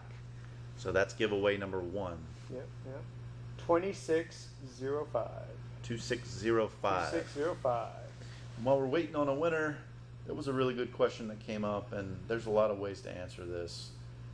Oh, my favorite type. Yeah. The PSQ20 has a 640 by 320 and 60 hertz refresh rate thermal, but this is an older system. Is the ECOTI equal or better for thermal viewing and detection? Can I take a stab at it first? Yeah, go for it. I think it is because it's you can use it on a multitude of different systems. You're not committed to this one less than desirable profile, which I'm not saying there's anything wrong with it, but it is big. It is kind of a different shape and a bit wonky. It's also monocular. It's also a monocular, so you don't get, stereoscopic vision. So in my opinion, the ECOTI is more worth it, and it's also, what is it, half as much? Costs half as much, the ECOTI versus the PSQ? Less. And the ENVG. I'm sorry. Right. It costs less. So the PSQ20 is about twice as much as the ECOTI. Yeah, so I think More than personally twice. that the ECO would be more worth it unless you just have a specific need for the PSQ20s. Is that about right? Yeah, I mean, You guys agree with that? Yeah. I would totally agree, and also the ENVG, the PSQ20s, they've discontinued. Everything's ENVG-B now. That's what's being developed and fielded, both by L3 Harris and by Elbit. So I'm sure, and no promises, but I'm sure y'all know what's probably next on my hit list. Yeah, I mean, and the other great thing about the ECOTI, as opposed to something like a dedicated fusion system, is, I mean, ultimately the digital fusion technology is not, and this is not to say that the ECOTI or even the ENVG isn't robust, but digital systems tend to break more than fairly simple analog systems. I mean, that's a fact in any type of technology. There are definite advantages to digital technologies, as I discussed. Right. But they're usually not as robust. Thing is, with an ENVG, if you bust it, you busted it, and you busted the whole thing. Right. Yeah, remember like the TV with the VCR built into it, and you break the VCR, and exactly. That's kind of the way we've gone, though. Technology as a whole, solid state technology is meant to be just replaceable. Like nobody repairs TVs anymore. It breaks, you just go throw it away and buy another. But like if your ECOTI fails or if your goggle fails, you're not out both systems. Right. You're just out exactly. one, You're just out one. Yeah. Will the accessories and parts for the PVS-31 be available as well? And yes, but we're not talking about like little chintzy screws and things like that. Yeah, we're talking about accessories, cables. We're talking about cables. We're talking about battery packs. We're talking about diopters, things like that. Like build-it-yourself kits and the tiny screws and adjustments and things like that. No, most likely not. Special order if there's like if you're missing your IPD stop or something like that, we most likely can get that for you, special order. But yeah. All right. We got a winner for giveaway one. It is Ted H. Ted H. Ted, congratulations. Yeah, congrats. We'll reach out to you via email. Maybe your hot streak will continue tonight with the Powerball. Yeah. Let's do another giveaway. Let's do another one. Yeah. This one's brought to us from our good friend Roy at Weapon Outfitters. Yeah, tell them what it is, Augie. I can't read that, by the way. Weapon Outfitters. It's a Weapon Outfitters Sons of Liberty Gun Works 13.7 barrel with a Knox muzzle device. A Weapon Outfitters swag pack, a Safran dual rifle 46-inch gun bag and FDE, and a Safran $250 gift card. Good for any holster Safran has. So that's giveaway pack 2. 1904. 1904 is the number, 1904. And if I recall correctly, no promises, but I think that Roy said the swag packs have the not safe for work calendars in them. Ooh. Yeah. By the way, Roy does he does the safe for work calendar. Yeah. And then the not safe for work calendar. And I believe, like you said, he mentioned The not safe for work calendar is included with the swag packs. If that's an issue, I'm sure he could add. I'm sure he could swap it out. It's not a big deal. We totally understand. But Roy over at Weapon Outfitters is always doing good stuff. He has probably some of the best, I guess you could say, what is that stuff called? When they go to like those conventions and stuff like that. Cosplay. Oh, yeah. Quite possibly some of the best cosplay marketing out there involving guns. So he's great stuff. definitely the weeb dealer. I think. I think that's the term that they like. Yeah. He's got his fingers in just about everything. You know, he's doing. No pun intended, but yeah, I think so. Well, so I know that I helped him a little bit with. So he's working on like a video series, his like Tacticats thing. Yeah. He did like a 10-minute introductory episode or something like that. You know, just that. I guess you could call it cosplay marketing. Have you seen it? I have. Yeah. Yeah. I've followed Weapon Outfitters for years, man, and especially go support their Patreon if you can. They have a Patreon account. He's a small business, believe it or not, and it helps to support small businesses, especially in these climates and things happening with this change of administrations. Nobody knows what's going to happen. Support the small businesses in any way you can, especially the Pro 2A ones. Yeah. And we got a winner. Samuel S. Congratulations, buddy. Or is that an upside down backwards 5? What is Sammy 5? Sammy 5. Sammy 5. Samuel S. Congrats. And all of the giveaway winners will be getting emails next week. We too are actually, believe it or not, a fairly small company here at TNVC. So previous night's giveaway winners, you'll all be getting your emails for your shipping information and all that for your giveaways starting next week. Right. Yeah. Yep. Don't be pissed off at us that you haven't gotten an email. And for our grand prize winner tonight, whoever it's going to be, if you're watching, don't get all pissed off that the moment we announce it, that you don't immediately get an email in your inbox about where to ship your PVS 14. We will get there. We will get to it. Yeah. So here's a good question, and we've been asked this before. Will the devices that enable ATAC integration with stuff like the ECOTI be available through you guys? So for any of that stuff to work, you would have to have other people that have it, or else it just kind of doesn't do you any good. Yeah. So I mean, and it's one of those things that the real answer to that is that we're kind of not sure. We're kind of not sure what the device can do on a non-encrypted system at the moment. So CivTac is out there now, but there's not a whole lot of people that know a whole lot about it, and so it's something that's under exploration as to how much without that infrastructure software and the ancillary equipment. That you're really going to be able to be capable of to begin with. So there are some capabilities that the ECOTI hypothetically has, but we're still exploring how much of that is going to be able to integrate with available open source technology, and that's something that we're working with Optics One on. So. Don't really know yet is the real answer. We're not going to sell you accessories that you can't do anything with just yet, but once we start working through that and figuring those things out, then what we can, what we're able to, we'll continue to push those things out. Mm-hmm.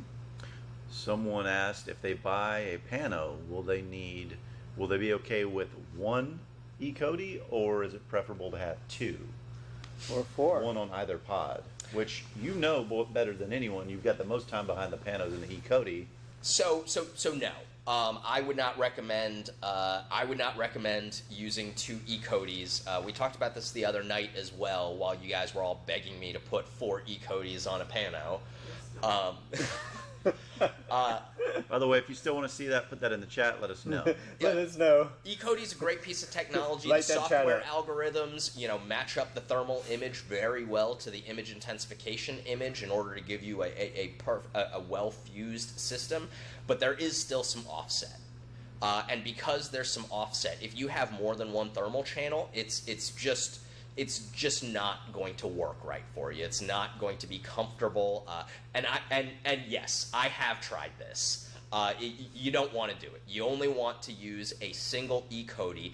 The only thing that I have yet to experiment with, because I just haven't had a whole lot of time around, like a whole lot of living things to do it, is what I want to test putting two on the outboard, right? On the outboard tubes, because that would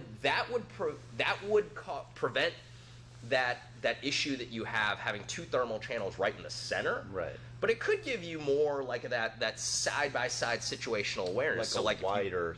So if you pick up a signature over here and you know to look at it or something like that. So I haven't tried that yet, but it is something that I'm interested in exploring. So for the folks that don't know, like when you're behind a set of panos, of course what you see from the front is 4 optical pods. Well, 2, but they branch into 4 ocular or objective lenses rather. Well, what you're seeing when you're looking through them is actually 3 circles, because your 2 in the center merges 1, and then you're left with your far 2 and then the center. So it's actually looking like 3 circles, and they do this kind of cat eye thing a little bit where you don't have, but it goes away after about 1 or 2 minutes of wearing it. It's sort of like dead space, but it's not really. It's barely noticeable. It's not even dead space. It's just like a line through it. Yeah, it's just a line, and you forget it's there. But again, you would think, oh, I'm seeing 4 circles now. You're actually not. When you're looking through them, you're actually seeing 3 because the 2 center are merged, and you just are remaining. It's just like looking through binos. Right, just like looking through binos. Everything will be kind of overlaid and collimated. That is, if you're, if you get a set of panos and not what are the other things called, where you would have to collimate them yourself and hope you get it right. Yeah, we won't even say. You know what I'm talking about. Will TNVC sell the pixels on target Voodoo S? We most likely will. I would say 95% we will, and yes, they will be. They'll will be available for commercial sales. Like I said, we're evaluating now, but all signs point to yes. We haven't sealed that deal just quite yet, which is why I say I'm 95% sure that we're going to do it. Right. But yeah, I mean, it's something that I'm real excited about. I think you guys saw it for the first time here, but I've been working with those guys at Pixels on Target for over the last year now, and the reason that we're just now starting our evaluation is because they had DoD rated orders. Yeah. Tormenti good for a VP9 SK. I mean, it's a pistol, so yeah. It'd be good for any pistol. If you want to put an infrared laser on your pistol, absolutely, it'd be good for it. Let's see. Anyone know if the Tormenti is appropriate on pistols for the 101 course or white light preferred? I'll take that one. Yeah, go ahead. So, yeah, Tormenti's good. It'll work, but what we're seeing in the courses is we're still doing a lot of illumination work, and without it having an illuminator, as we start getting out further and we start working target identification stuff, and you want that IR illumination, that's maybe where it's weak. But if that's what you have for the class, we're going to have you bring it, and we'll show you the best way to get the most out of the gun that you have, the way you have it set up. So, and that's going to be a topic we'll talk about probably later on this year. Is on one of these live sessions will be what to do to get ready to come to a class. So, yeah, it'll work. It's not necessarily ideal, but if that's what you got, bring it, and we'll show you how to get the most out of it. Well, I think that raises another question that might be worth us kind of talking through a little bit as a group that I know that I get asked a lot. IR lasers on pistols. What are your thoughts? I'm not a fan of them. I personally am not a fan on them because I want a white light on my pistol.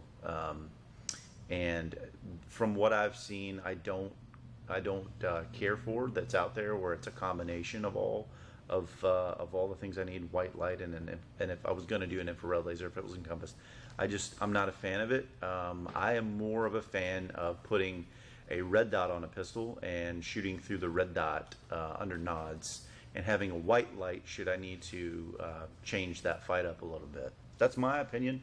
I know that there's all kinds of folks out there that see the value and the merit of having a laser on their pistol. It's just not for me. I agree with Eric. And the other issue I have with lasers on handguns is holsters. Yep. They're hard to find, and if you can find a pancake holster or something that works with it, that's great. But the thing about pancake holsters is they're not a good duty holster. And so if you start looking at work or doing stuff like that, you're going to really suffer with the lack of a good holster option for it. So I agree. It's and at the distances you're looking at and everything else, a red dot on a handgun under NVGs, it's like, I mean, we see guys that can't shoot for beans in the daytime, and then they put goggles and a red dot on their pistol. And they're banging on steel at 50 and 75 meters with it. It's pretty fun actually. So red dot on top, white light on the bottom, you're good to go. Call it a good day. Yep, absolutely. Let's do another giveaway. Giveaway package 3 is a Safran range bag in black, a Safran enhanced 3-gun bag in black, a Safran $250 gift card, good for any holster, and an OpsCore battery attachment panel. That's a good one. So $45.86. $45.86. Yeah. So there's a lot of folks asking about how the red dot actually focuses when you're looking through nods when it's on your pistol. Yeah, it'll be in focus so long as you don't have that thing turned up to 11. Yeah. And that's a Spinal Tap reference. Nice. But so long as you don't have that thing turned up to 11, it'll be in focus as same as your target or whatever the focus is on your nod. In fact, it's a nice crisp dot, especially in the night vision settings. Last night's video had a big long portion on night vision pistol, so go to tnvc.com/vShot and that's uploaded, so you can check that out. Don Edwards and Sam Houston go over night vision pistol and how to set one up. But yes, it'll be in focus. What you got? Yep. Yeah, and the first time people try it in classes, usually they're like blown away. Or if they don't have a red dot and they look at somebody's red dot, and then they get jealous. And try it. Then they get really jealous. Yeah, they're like they're real excited about it. It's pretty cool. Yeah, we used to talk about a true capable night fighter and what it takes, and most folks are like, yo, you got a helmet, a nod, or some way to hold your nod on your head, right? And then you have your rifle with your IR laser or a good solid passive aiming way to do it, and a white light. And it's like, okay, I'm set up, I'm night fighter capable. Well, we take that a step further and say, hey, your number 2 there, your pistol, it needs to have a red dot on it and a white light as well. Then you're truly night fighter capable. That's again what we recommend. Yeah, for sure. Yeah. So hey, William L. Congratulations. Congratulations. Congrats. Nice job, buddy. Giveaway pack 3. So pretty cool. Yeah, I will say, so I mean, I'm 100% in agreement with you guys, possibly even more, because we talked about this the other day, Bill, not on camera, but like, the positions that I was in, if I was shooting a pistol, it would have been a pretty shitty day. Right. Yeah. So for me, if I'm pulling out that pistol, I want that white light on demand. Yeah. Absolutely. The only and I would say the only handgun mounted IR laser system that I would think is really worth that I've ever actually really liked is probably the Surefire XVL2. Yep, XVL2. So and even that I would say is a very, very, very niche product. It is a expensive.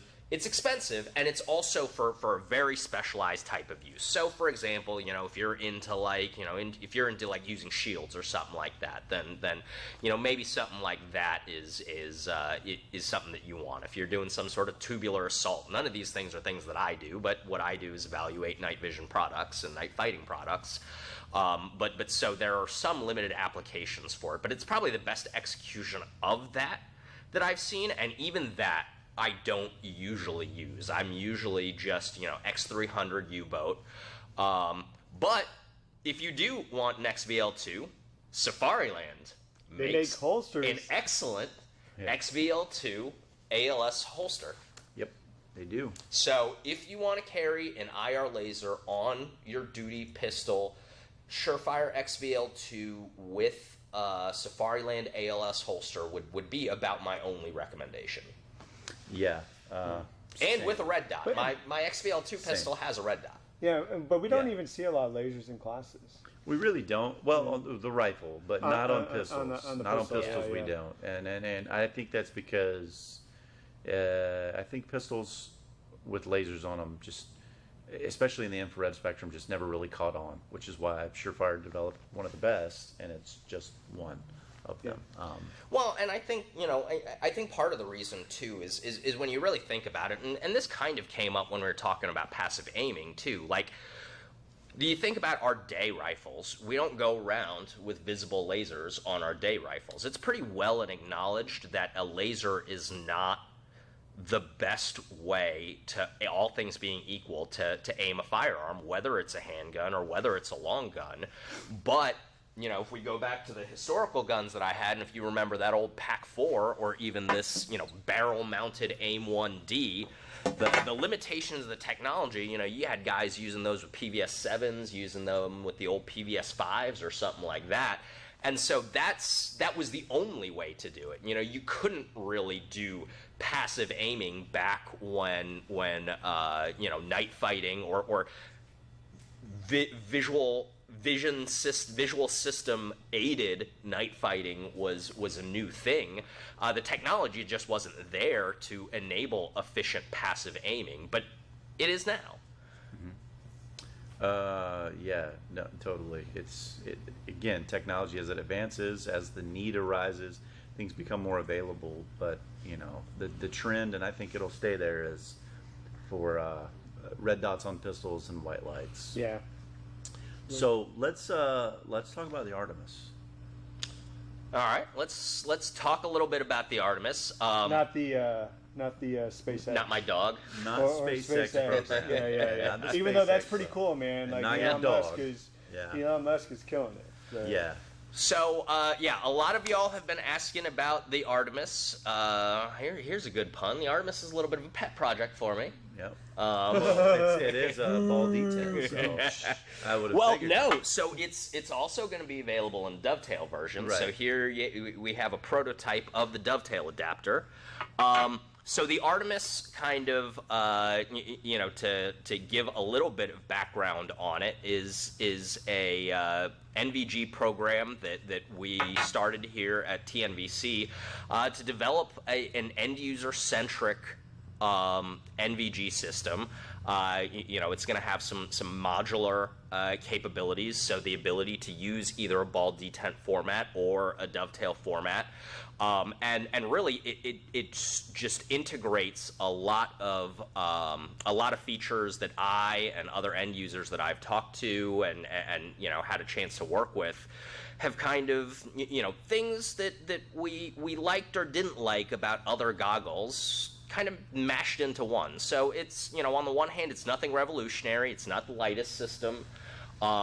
It is designed to be extremely rugged because, again, you know, it comes from an end-user centric focus, and we all know how much we beat gear up. Yep. So it's something that's been under development for a little over a year now. The events of 2020 kind of slowed development because, you know, the whole industry was busy trying to crank out as much of already in production items as possible. So there's no ETA on it. There's no, we don't have a projected price on them. They will be available eventually as both DIY kits and completed systems from TNVC and completed housing kits to our dealers. But it will be a TNVC system. You can see the first prototype here that I have rattle canned. It's a ball D10 configuration because when we decided that we were going to make it in both ball D10 and dovetail configuration, well, this is a prototype, but so when we decided that we were going to make it in both configurations, we asked ourselves, what is the more complex design problem? And for better or for worse, as we said, ball D10 is a lot more complex than a dovetail connection, so that's where we started. We figured if we could crack that problem, then it wouldn't be as difficult to integrate a dovetail into it versus, some other systems that you can clearly tell were originally designed to be dovetails, and a ball detent mechanism was grafted onto it, and it's suboptimal. It's a suboptimal solution. So there's a couple of units of these out there that are undergoing testing, by our staff and by people that we trust for evaluation. So it's still relatively early in the process. There's still some changes that can be made to it, still changes that are being made to it. But that's the Artemis. So again, I don't have a lead time for you. I don't have a price for you, but it is something that we're working on. Yep. So you didn't want to show off like power on and power off and what this little deal does and how it would integrate? Well, I mean, all those things could still change. Okay, but sure. I mean, essentially the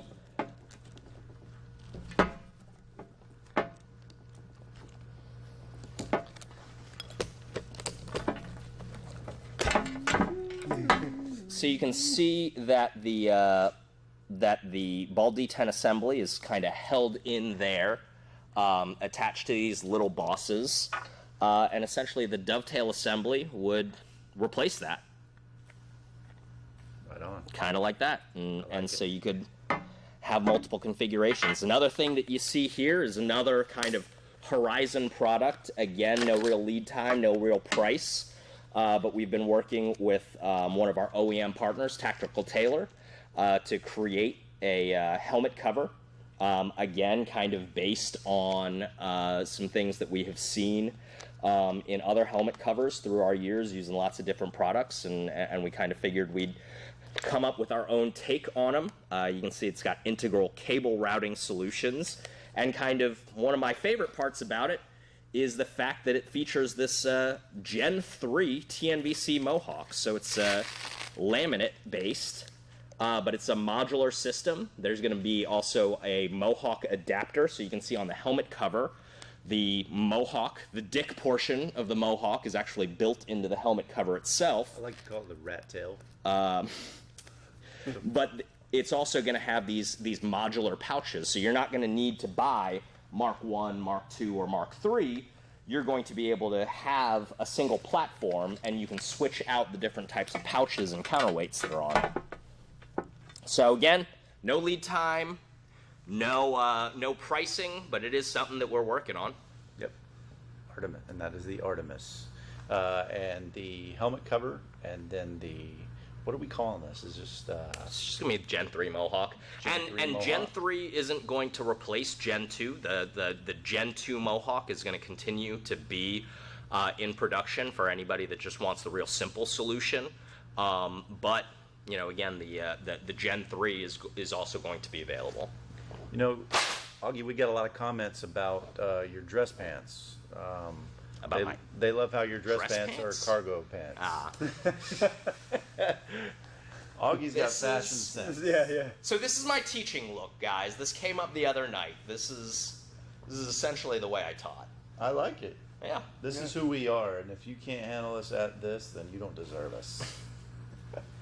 Yeah. So a lot of folks are asking, what makes this different from the RMVG or the Sentinel, the Artemis itself? So again, it's not a revolutionary system. It's an NVG binocular housing, and like I said, the RNVG and Sentinel are both, well, the Sentinel was, the RNVG is an excellent system, but we are unrepentant tinkerers. You know, I think a lot of people are, and there were some things that I think all of us, you know, some small changes that we wanted to make, and we decided to go ahead and make them. Yeah, we're getting some questions about, will there be OpsCore XP versions of the helmet cover? And the answer is going to be yeah. I mean, the XP is still in plenty of circulation right now. Of course, they'll be offered for the SF as well, the newest version of that. But the XP, of course, because there's tons of those still in circulation, it would be silly not to. I mean, again, it's in development. I mean, the OpsCore Bump, which is an XP cut, is probably still one of our best sellers. Right. So it would be. So he's talking about how there's been some minor design changes to the OpsCore Bump, the polymer version of the helmet, but over the years it's stayed an XP cut. So there's still thousands and thousands of those that folks want helmet covers for. So we're gonna make them in both XP cut and SF cut. Now, the SF cover will come first. Right. But right. It's all about user demand and what's current at the time.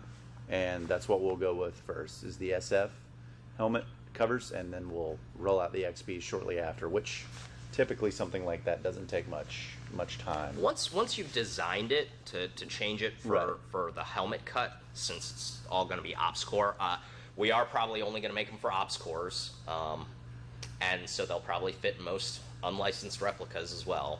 But we're not going to be making them for you know, any other helmet companies not to be named. Probably not for HHV or anything like that. Right. Yeah. So OpsCore helmets, and that's going to be that. Let's take a few more questions, then we'll move on into unless we've got anything else, into our final giveaway. That depends on the viewers. What questions do you have? Yeah. Or are you just ready to get the show on the road and find out who gets a free nod? No, I'm monitoring questions, and we're pretty much rocking and rolling through them. Oh, here's one. Are Mod 3s discontinued? No. No, we still have them on the website. They're not discontinued. They are. I mean, being honest, I think they're probably waning in popularity. I've not seen a single one at class. They're so if you look at the firearms industry as like all-inclusive, being a niche industry, and then you look at the night vision industry being a niche industry, and then you look at all the subsets of the different goggles, I would say the Mod 3 fits a very niche corner of that. And so we still sell them. We still sell a decent amount of them, but they're not as popular, say, as like a DTNVS. So who really loves them is astronomers, and, right. And we sell a bunch of Mod 3 monoculars to astronomers, so they get that C mount. Which this is a question we get a lot if you're buying Mod 3s on our website and you see the option for a lens, the standard PVS 14 lens or the C mount. Don't get the C mount unless you are wanting to mount it to the back of a telescope. That's what the C mount is for. So we actually sell a pretty decent number of those configurations because, hey, we're all, we all come at this kind of from the military and law enforcement and side of things, but that's not the only application of night vision. There are a lot of different ways and a lot of different people that use night vision, and astronomers are definitely a huge market. You're buying all of these expensive telescopes with these great light collection capabilities, and then you stick an unfilmed white phos Mod 3 monocular or PVS 14 behind it, and man, you can see, we were joking about this the other night, the millions of light years that you can see away. But if you really want to look at the night sky through a Gen 3 night vision device, I mean, it's wild. Yeah. At classes, if it's clear or whatever, just scanning it every now and then, you can see tons of satellites, tons of things that you couldn't see with the naked eye. Certainly you could see it better. But that's some of my I wouldn't say that like looking at constellations and astronomy is like a hobby, but it's certainly something that every time that I see it through nods, I'm like, man, this is really cool. I don't ever get old of it. Don't look at solar eclipses through NVGs though. Yeah, that's a pretty funny story. We had a guy, I believe it was his daughter. Was his daughter that did it? Yeah. His daughter took his set of RMVGs and looked at a solar eclipse. Yeah, solar eclipse, meaning sun. Don't do that. It completely fried him. It ruined him. Well, so that might be a good topic, especially with it being the last night to discuss. I mean, what are some of the other applications of night vision or thermal that you guys that you guys have either done or heard of? People ask us, or people will say, well, I'm not a door kicker, I'm not a fucking operator. Why should I buy night vision? Sure. I think from a law enforcement perspective, the majority of, I would say, bad guy shit happens at night. And so having the ability to be able to see in the dark without shining a flashlight, of course, gives you that stealth to be able to see those things before they see you. But most importantly, like specifically, what have I done with them? Oh, man, I've found... I've mapped out security systems on the external sides of houses. So most exterior security cameras, they'll have built-in IR LED emitters. And you can do kind of a sketch. If you have a nod, you can look at it from a distance and you can see the angle that the cameras are mounted. And so if you wanted to, you can kind of map out a plan of defeat or a plan of approach should you need to, if you weren't wanting to be detected by security cameras. That goes for personal defense as well. So like knowing, like home defense, like knowing the angles of the cameras and how they can be defeated, that's something that you should be well versed in as well. Know your dead zones. Know your dead zones and things like that. And then also, just general use, looking at wildlife. It's just something fun to do, especially if you have kids. Kids are always amazed at night vision because it's like a superpower. Well, and I've been, I've been working a little bit with even the DNR locally. So I live right up the road here in coastal South Carolina, and so we've got sea turtle nesting, and sea turtles obviously very endangered, and the researchers that study the sea turtles can basically only work right now during a full moon because the sea turtles come to shore at night, and if there's not enough moonlight, then the researchers can't see them. And you don't want to step on a nest, a clutch of eggs or something like that. And so they're basically limited to like one night a month that they can actually do their research. And there's whole campaigns up and down the South Carolina coast, turning your lights off for the sea turtles. It's like a big time ticket too. Yep. If you get caught with a flashlight on the beach during periods of time. So night vision device is a perfect tool for like that kind of application for naturalists studying nocturnal animals, because a lot of those nocturnal animals have very sensitive vision. It's gonna cause them problems if you're shining around visible lights. So if you have a night vision device, you can observe them and study them, without bothering them. Yeah. So we took some nephews out on Christmas Eve, and we were looking for Santa. Yeah. And what we determined, I think, was that because it's a big boy toy, and that elves may or may not be involved in the production of night vision, that Santa had actually figured out ways to defeat image intensification. Oh, that's a good idea. Yeah. So you can try it. They looked hard for a while to see if they could find Santa under MVGs, and it didn't work. I think one of the coolest things that I've ever heard being done, it's just one of these jobs you don't know about unless you know somebody type thing. But one of the largest airports in the United States, there is a team of folks that do nothing but culling animals that find their way to the runways, because that would be major issues if they hit a commercial liner on an approach or even a takeoff. And they do it all at night with night vision. So there's literally people that are shooting animals on runways at major airports under night vision at night taking care of these problems. Because again, you know, people are like, oh, that's crazy, they shouldn't shoot the animals. I mean, but you know, let's talk Be a about bad fucking catastrophic Yeah. event. Yeah. You're coming in on a landing and a deer is in the runway, and then 400 people, Yeah. you know, explode in a commercial Fiery airliner ball of crash. death. So yeah, that's one of the coolest jobs I've ever heard of. And then there's also, I guess you could say, They're great for boating as Right, well, for boating. navigating like near shore and stuff like that. Boating is a fantastic application.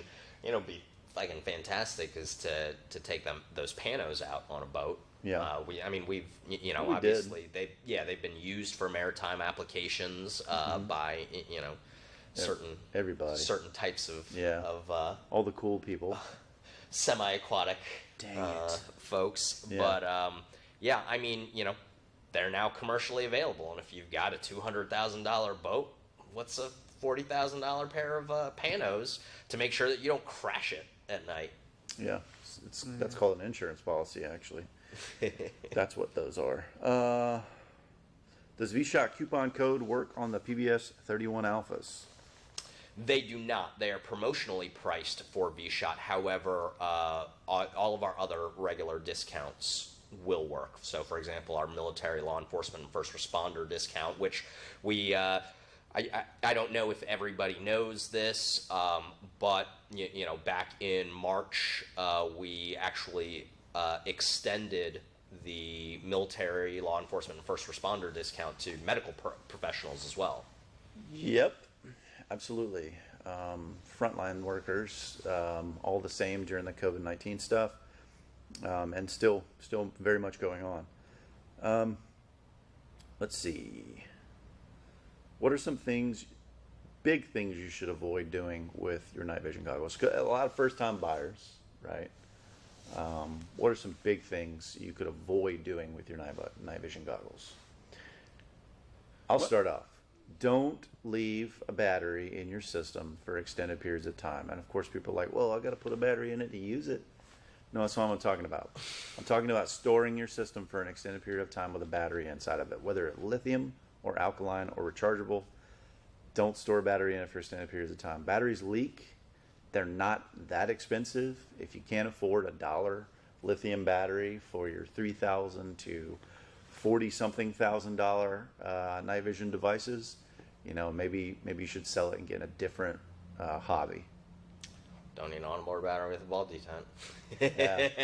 You know, I'll kind of don't buy it and put it in your safe and not use it. Yeah. I mean, you know, and don't, I mean, you got to take care of it like it's an expensive optic, but don't get upset if you notice a small speck or whatever else, because that means you're using the goggle. I mean, you know, don't abuse them, but, you know, it's a tool. It's designed to be used.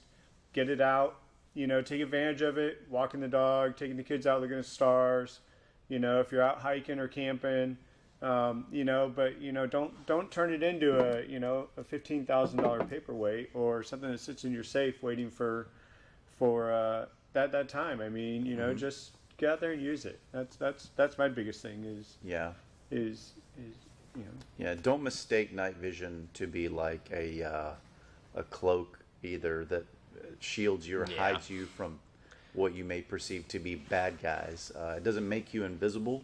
Well, once again, it's the Indian, not the arrow thing. I Right. mean, it doesn't make you just having night vision doesn't make you a ninja. Right. I've certainly seen tons of folks using night vision walking under street lamps on public streets, thinking that no one can see them just because they're looking through night vision. It's not the case. You definitely can. So, I mean, you know, I definitely get this question a lot, as I'm sure, and I know that you guys do as well. You know, the way that I like to kind of explain it to people is, you know, your image intensifier tube, it's pretty rugged, as we talked about. You know, it is, but it does have a finite lifespan. You know, it's typically for a Gen 3 tube, 10,000 hours mean time to failure, which if you really do the math, you know, it's like 3 years of using it every single night.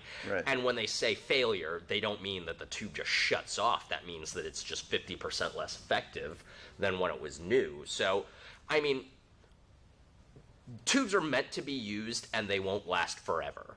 So the way I explain it to people is it's like a barrel on a firearm.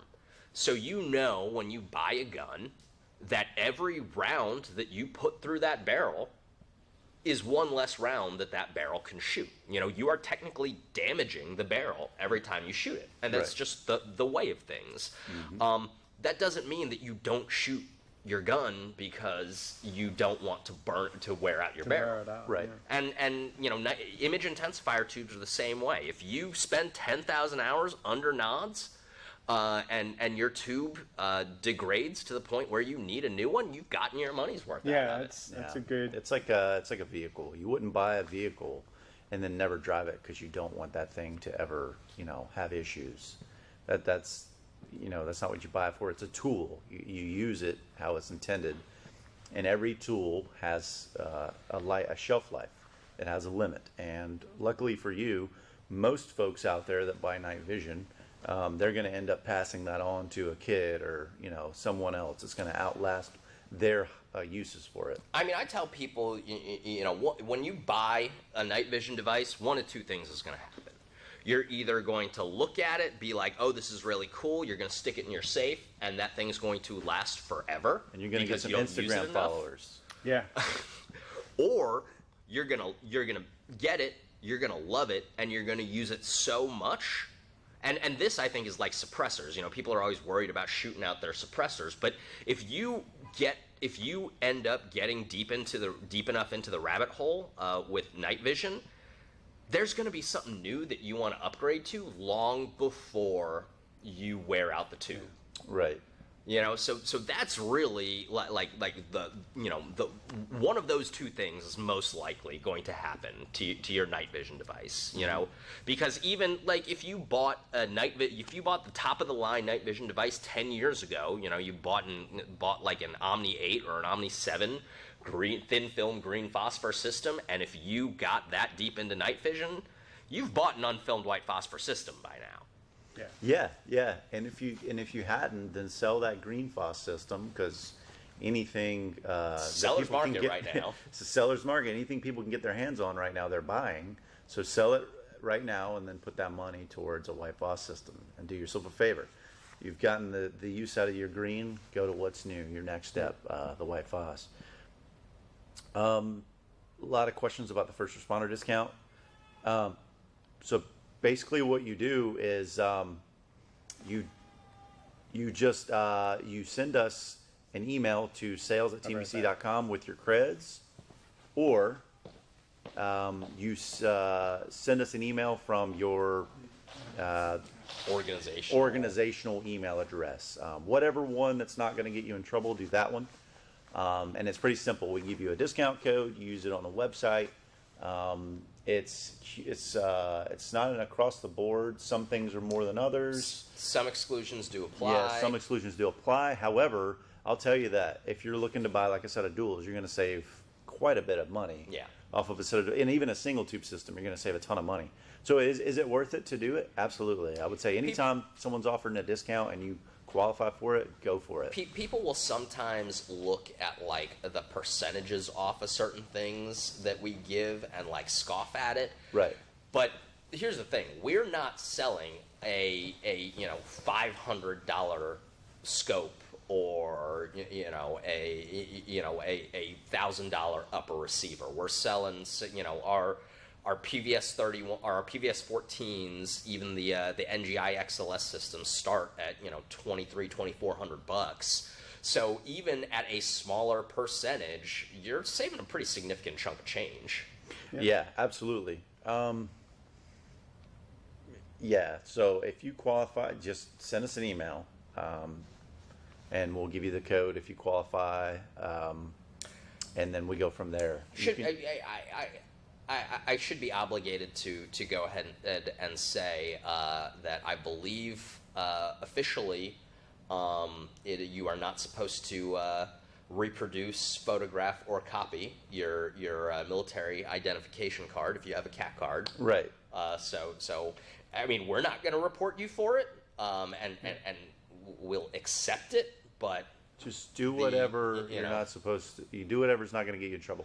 What I the usually old tell officer folks, in me says that I have to Send point an that email. out. Send an email from your. so I know about this, but the way I get around this is I say an LES will work just as well.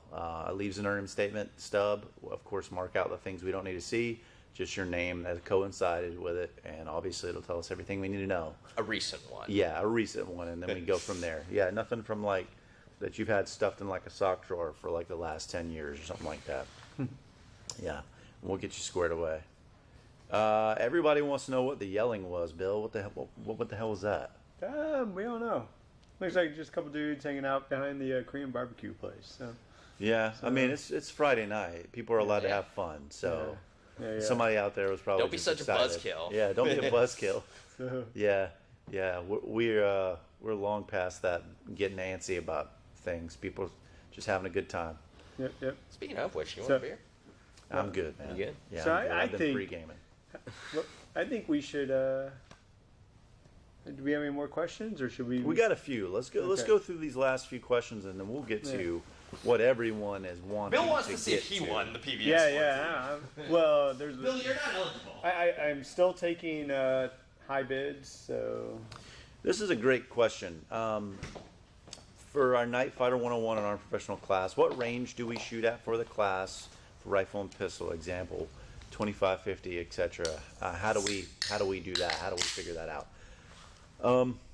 So for Alliance Ohio, when we have the classes there, it's pretty straightforward. We'll use the pistol bays starting out, and we take that all the way out to what, 75?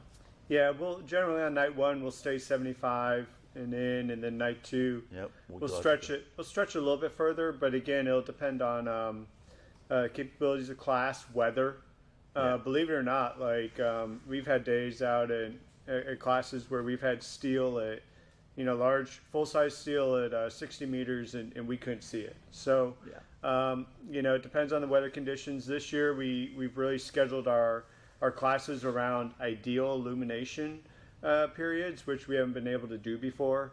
So we should have good illumination, but it's all going to be about 100, 125 at most. And that's also a discussion we have in the class about why we're shooting at those ranges. So it's all 100 and easy.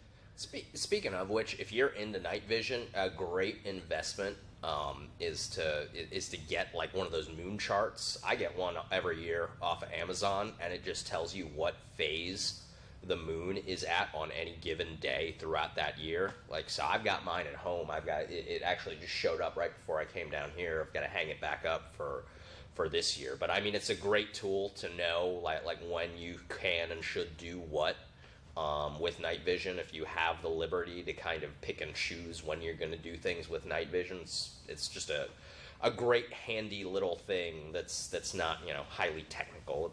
And we talk a lot about stuff like that in the classes. So Yep. we'll make night fighter considerations. Yeah, and as far as other ranges, it depends. I mean, there's some ranges that are new to us for 2021 this year, and so that's impossible to say. But well, no, I mean, they're meeting our criteria. Well, yeah, of course they meet our criteria, but I can't like sit here and tell you what we have done because we haven't been there yet. But it meets our criteria for what we need to implement into our lesson plans.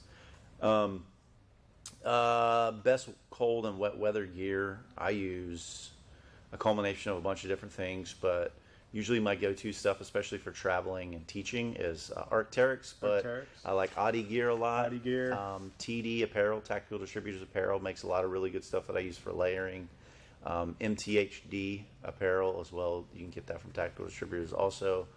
And then for me, mostly when I'm not on the range, it's usually just like hoodies from like friends companies like Not Good and stuff like that. Hey, one thing we learn in the classes is the more comfortable you're on the range, the more receptive you are going to be to learning and productive you are going to be as a student. So spend the money on quality gear and rain jackets, warm weather gear, etc. Because the more comfortable you are out there, the the more productive you're going to be. One thing I will say too about our classes specifically is it always rains. It always rains, and we do recommend at the very least that you bring some type of waterproof or Gore-Tex mid-top shoe because at the very least the ground will be saturated, and you don't want to walk around with wet socks all night. Yeah.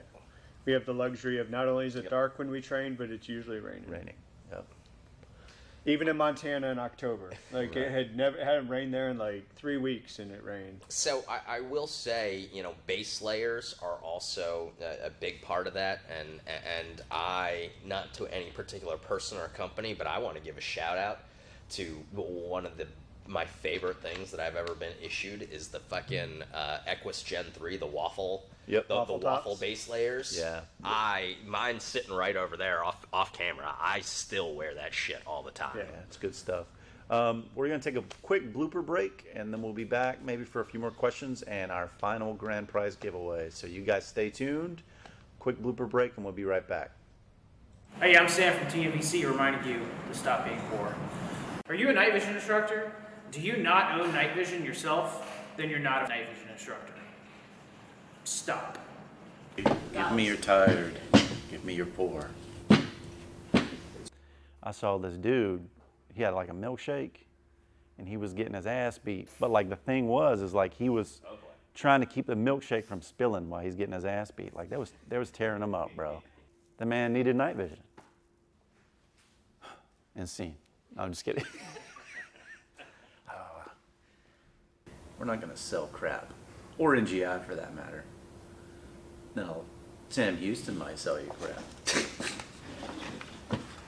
Tom Austin might sell you like some kind of animal that you can't really buy legally. I had to cut a dove one time and it made the hair on the back of my neck stand up. It was weird. My toes started like curling a little bit. We gotta keep buy these and look at titties with them. And we're back.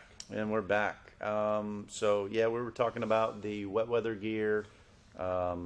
Solomon makes good footwear that's Gore-Tex. We recommend that at the very least, Gore-Tex or waterproof mid-top shoes for the range. But layer accordingly. That's what it's all about. Not all jungle boots and OG 107s. No. If you want to come out and just completely tactical. Dude, we had the guy. Remember the guy in the tank top and the shorts? Yeah. And and it looked like he had leggings on. Yeah. I mean, so we get everything, man. If you just be comfortable, just be comfortable. Just make sure whatever you're doing, you normally would wear that and be comfortable in it. So I mean, yeah. Let's see. When a student shows up, what's the one thing you hate seeing? I'll say that just make sure when you come to any class, not just ours, show up with a positive attitude. Nobody likes a negative Nancy, for lack of a better way of putting it. Just show up with a positive attitude. Fortunately for us, we have the best students in the world. We don't have those issues. But again, like I said, any class, don't be a negative Nancy. Come in with a positive attitude. Even if you don't like what's going on, hey, pull us to the side, tell us, and we'll work with what we can to make it right. However, we haven't had any of those issues, so just have a good attitude. What's one thing you had? Timeliness. Hey guys, if we tell you class is going to start at 4, it's going to start at 4. We don't need you there at 1:30 in the afternoon, but we also don't need you coming in at 10 after. So, right. Show up, and that's respect for the other students. That's respect for the staff, and go from there. So timeliness to me is like my big pet peeve. Mm-hmm. So we drive 12 hours to be at our home range, and so we make it on time. So can you. Yeah. What about you, Augie? Team Wendy helmets.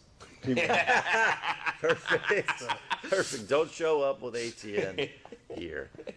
I'm going to do this last question, and then we're going to roll into the final giveaway.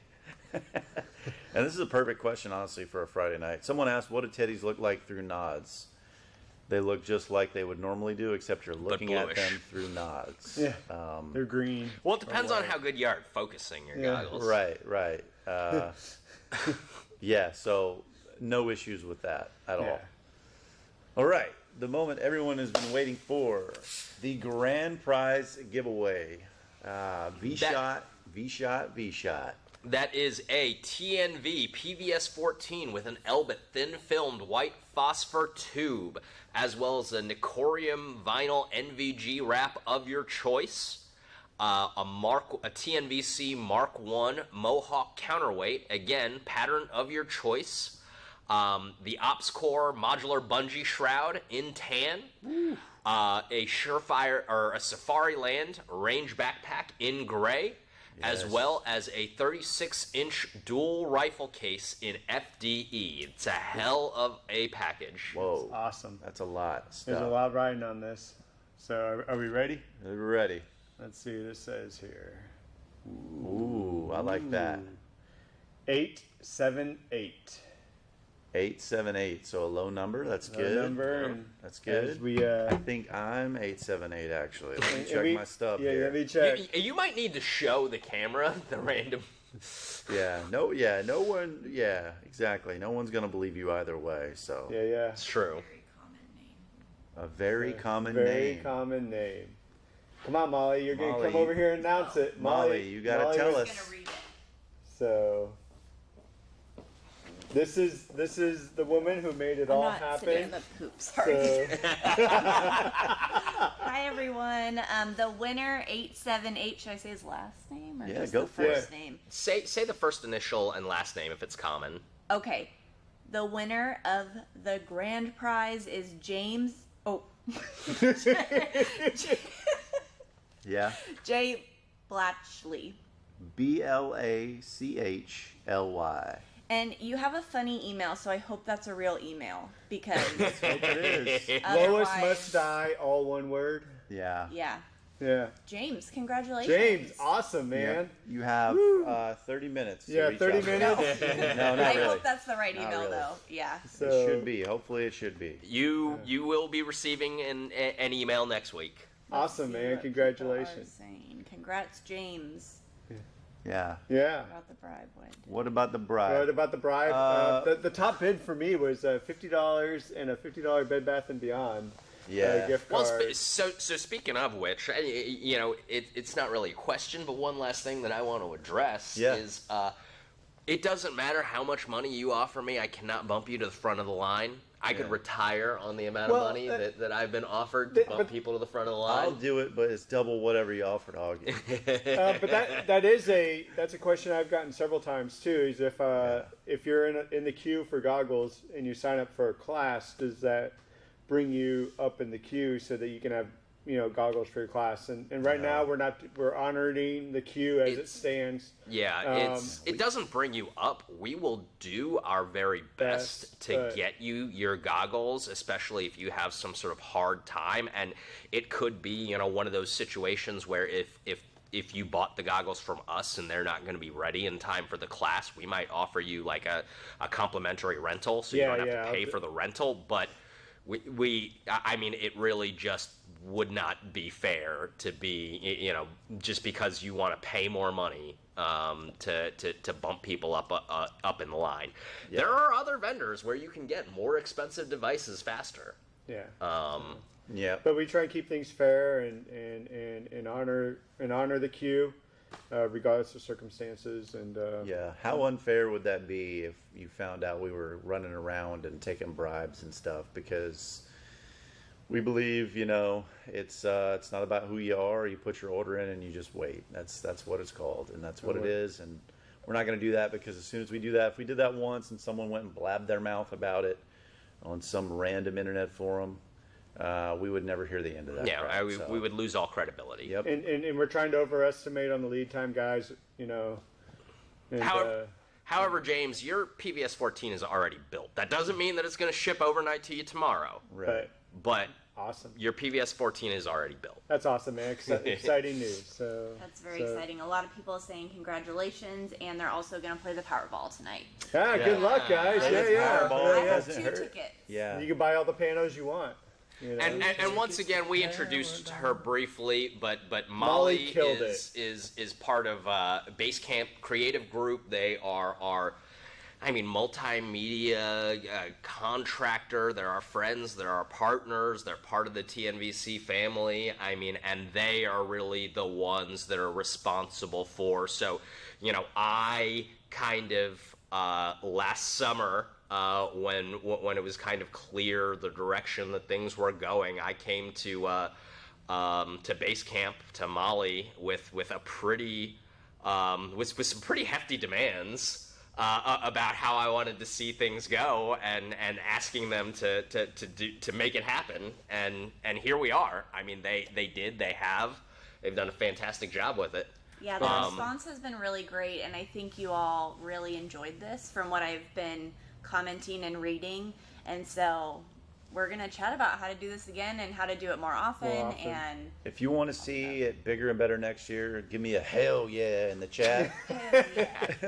And suggestions of what you want what we can to do see, videos like that. Like, we love all that stuff, and now we have an awesome set built out here on the East Coast, so Yep.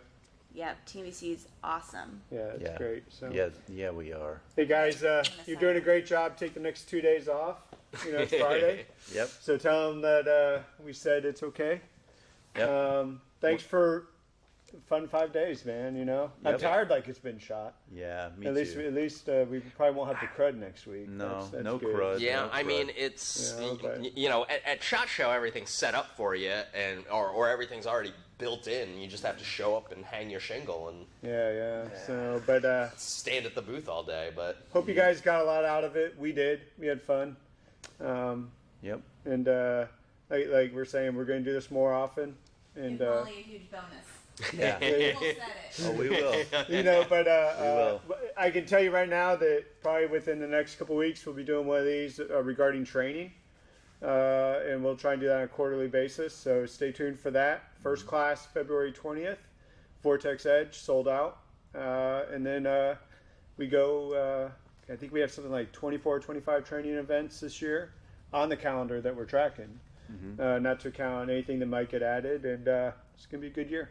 Yep. So in closing, again, we'd like to thank our sponsors: B.E. Myers, Farland, Optics One, Weapons Outfitters, OpsCore, Blue Force Gear, Light Force USA, Emerson Knives, Core Survival, Liberty Defense, and ACS.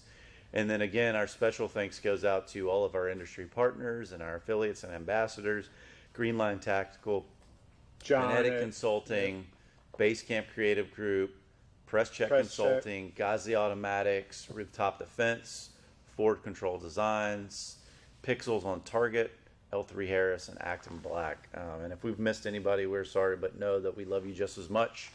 And we have really enjoyed ourselves over this last 5 days, and we have are super appreciative of all of our loyal customers and fans. And we thank you all you guys for taking time out of your valuable and important lives to watch a bunch of idiots babble on the couch about stuff. But that's pretty much it for me, and we had a blast. Yeah. Thanks for the memories. Thanks Check a your lot, email. guys. And, Yeah. We'll talk to you. We'll talk to you soon. So Yep. have a good weekend. Stay safe. Bye, See you guys. later.